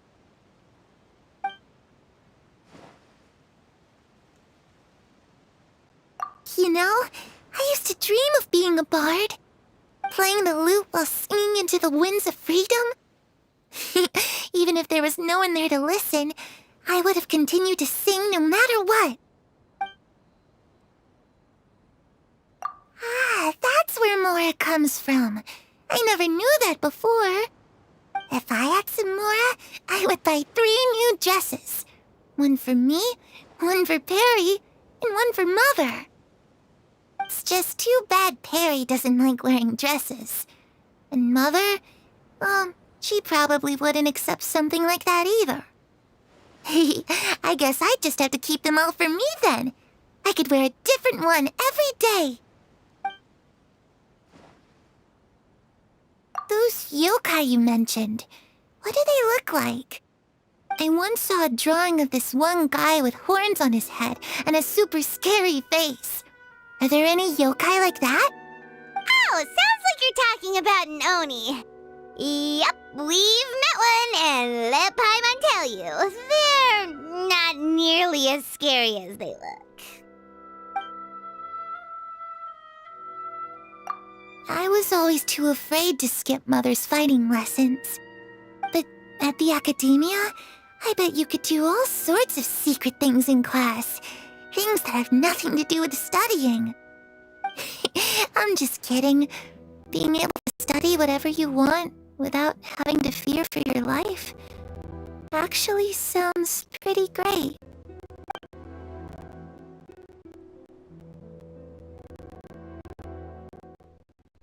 The situation was super dangerous. Lenny and Lynette were accused of committing a crime, and they were going to have to stand trial at the Opera Epicles. Oh no! That must have been hard for all of you. What happened next? Don't worry, we were able to turn the situation around super quickly, all thanks to Detective Paimon, of course. How'd you do that? Come on, tell me. Okay, so it was like this. After the failed magic show, we rushed to the scene and...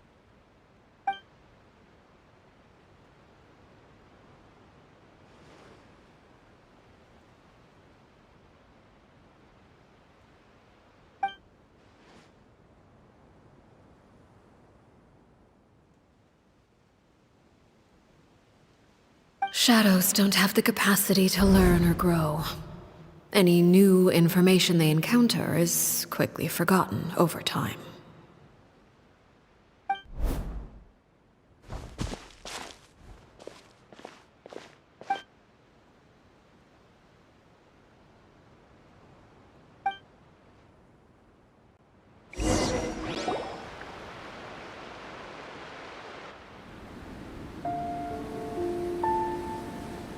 Clairvy, you've worked tirelessly from the shadows to overthrow the House of the Hearth. Now, by my authority as the Knave, I shall announce how this matter ends. You are hereby expelled from the House of the Hearth. You are no longer tied to this place, nor are you bound by its rules. You're saying that I can finally leave? I get to experience the outside world as well? Oh, I almost forgot. There's no getting older for me. Still, seeing who you grew up to be makes me really happy, Parallel. Take care of yourself. Goodbye. May we meet again someday.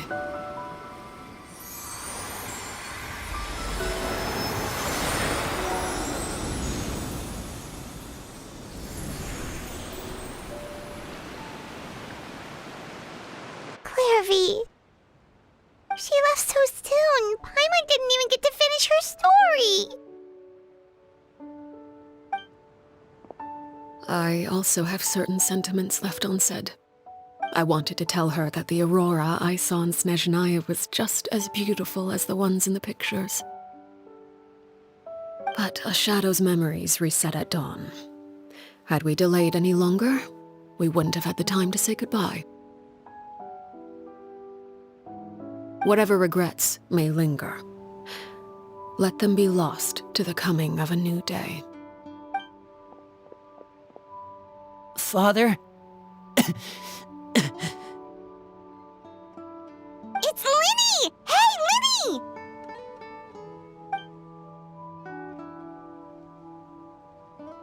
What is he doing back here? Let's go check it out.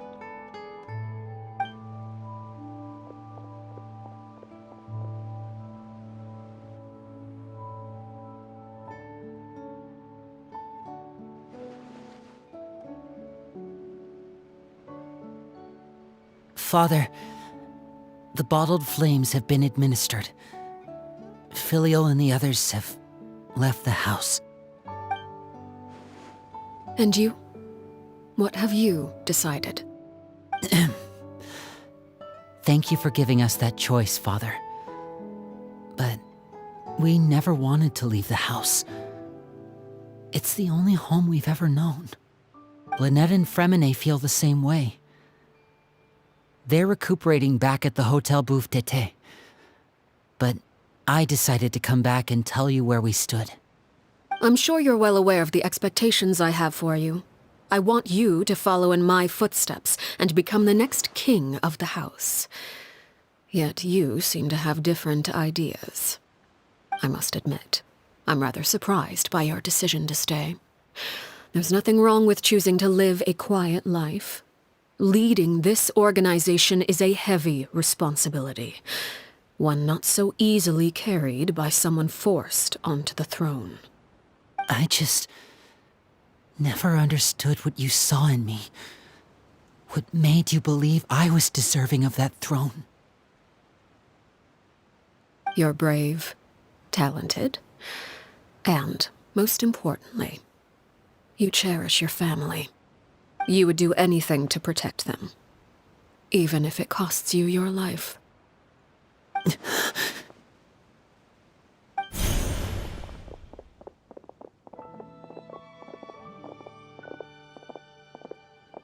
Speaking up back there was so brave of you, Linny. It's all thanks to you that we were able to convince Father to back down. You're a hero, Linny. Hero? Father is the real hero. Had Father gone all out during the duel, There's no way I would have walked away with my life. She must have had it all planned from the beginning, from the very moment she suggested a duel. I'm not deserving of that title. I'm not strong enough or smart enough. You're wrong. In my opinion, all you need to be deserving of the throne is conviction and the necessary strength to act on it. We may have different ideas of what it means to be a family, but you can hardly be said to lack conviction. What you truly lack is strength. For someone of your talent, though, that's something that will come with time. Even without that strength, you still chose to face me in a duel, even though the odds were stacked against you. That capacity to honor your convictions is what I truly see in you. Father. No one knows what the future holds, what tragedy or triumph may be in store. Being at the head of this organization requires the strength of will to face whatever comes. Caution will only hold you back. If reaching a certain standard were required to go after what you want, I would never have succeeded in killing my predecessor. Back then, there was still a considerable gap between our abilities. Strength may decide the ultimate victor, but those who let a lack of strength dictate their decisions or undermine their convictions will never be worthy of the throne. I understand, Father. Thank you. Children must grow up to surpass their parents. Only then can a family continue to flourish. The road ahead is not an easy one, so I'll ask you one last time. Are you certain you want to stay? You've done so much for me, Father, and that kindness must be repaid. Plus, with Project Stuja at hand, there are many dangers ahead, and I, for one, don't intend to back down. Protecting my family at all costs. That's my conviction. Then you're welcome to stay. As for Project Stuja, you need not be too concerned.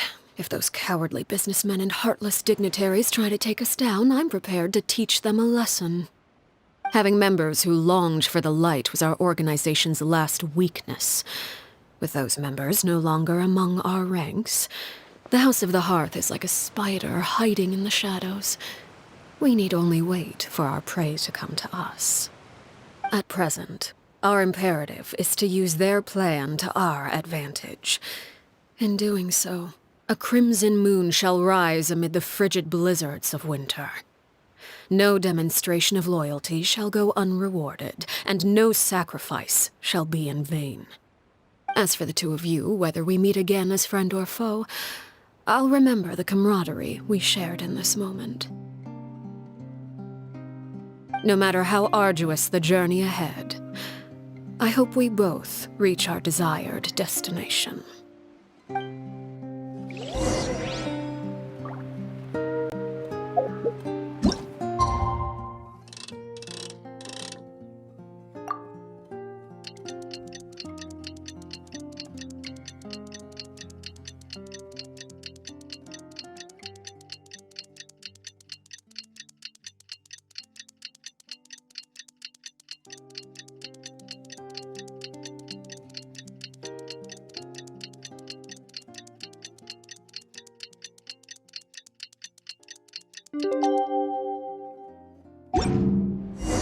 Didn't Linny say that Lynette and Fremine were recovering at the Hotel Bouffe d'été?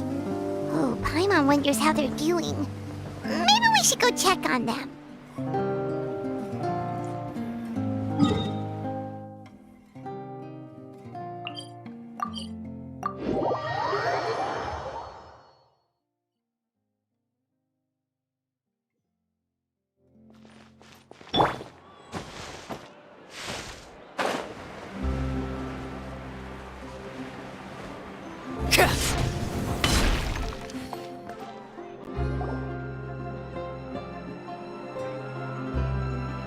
Lynette? Fremine?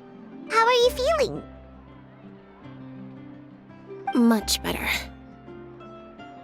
Whew, what a relief! What about you? Are you feeling all right? I knew you'd come out unscathed. Us, on the other hand, well, we've been bedridden for 2 days. I couldn't even turn over. Oh, and I wanted to ask, is Clairvy gone? Linny and the other members have left Poisson and returned to the House of the Hearth. According to him, there haven't been any more sightings of a spirit roaming the house. I see. I'm glad. Father came to check up on us 2 days ago and told us about what happened with Crucibina and Clairvy. Actually, I've met Crucibina before.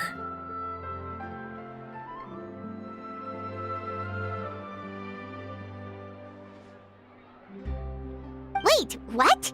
You've met the former knave? Crucibina died a year after Clairvy. It was during the year between their deaths that I joined the House of the Hearth. Crucibina had an extremely cruel and radical way of doing things. While she was alive, the atmosphere in the house was suffocating.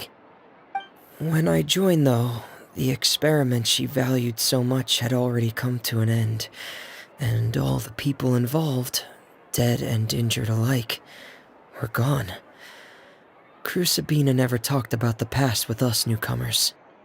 A couple of months after I joined, Father killed Crucibina and burned all her files.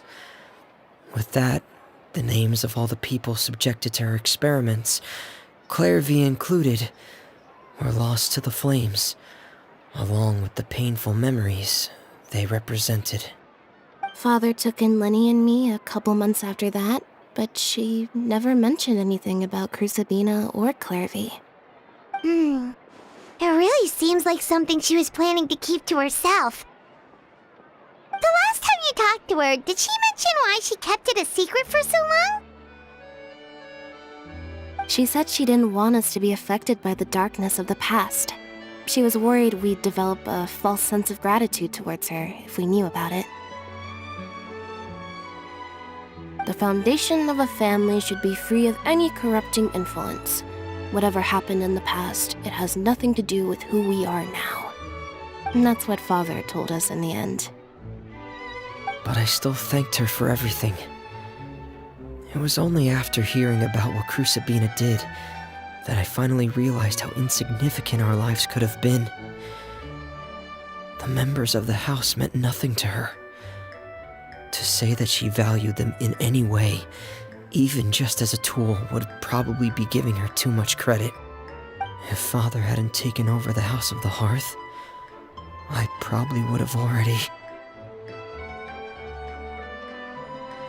Father rarely brings up the fact that she saved us. She doesn't believe that being indebted to her should be what ties us together. But even if we didn't owe her anything, we would still choose to stay. Because this is our home. We may have arguments or times when we feel wronged. Some people may even choose to leave. But as long as Father is here, we will always have a home. Whether the path before us is bathed in sunlight or shrouded in shadow, we'll follow Father wherever she chooses to go. So I wanted to say thank you for helping us make it through this crisis. Without your help, we could have lost a lot more along the way. Oh, we didn't do anything, really. Of course. You're welcome anytime. Are Filial and Nantoy okay? I actually saw them at a cafe this morning. They didn't recognize me. From what I could tell, they were drinking coffee and talking about one of the operas that started running recently. They seemed happy. If I had to take a guess, I would say they finally found the kind of life they always wished for.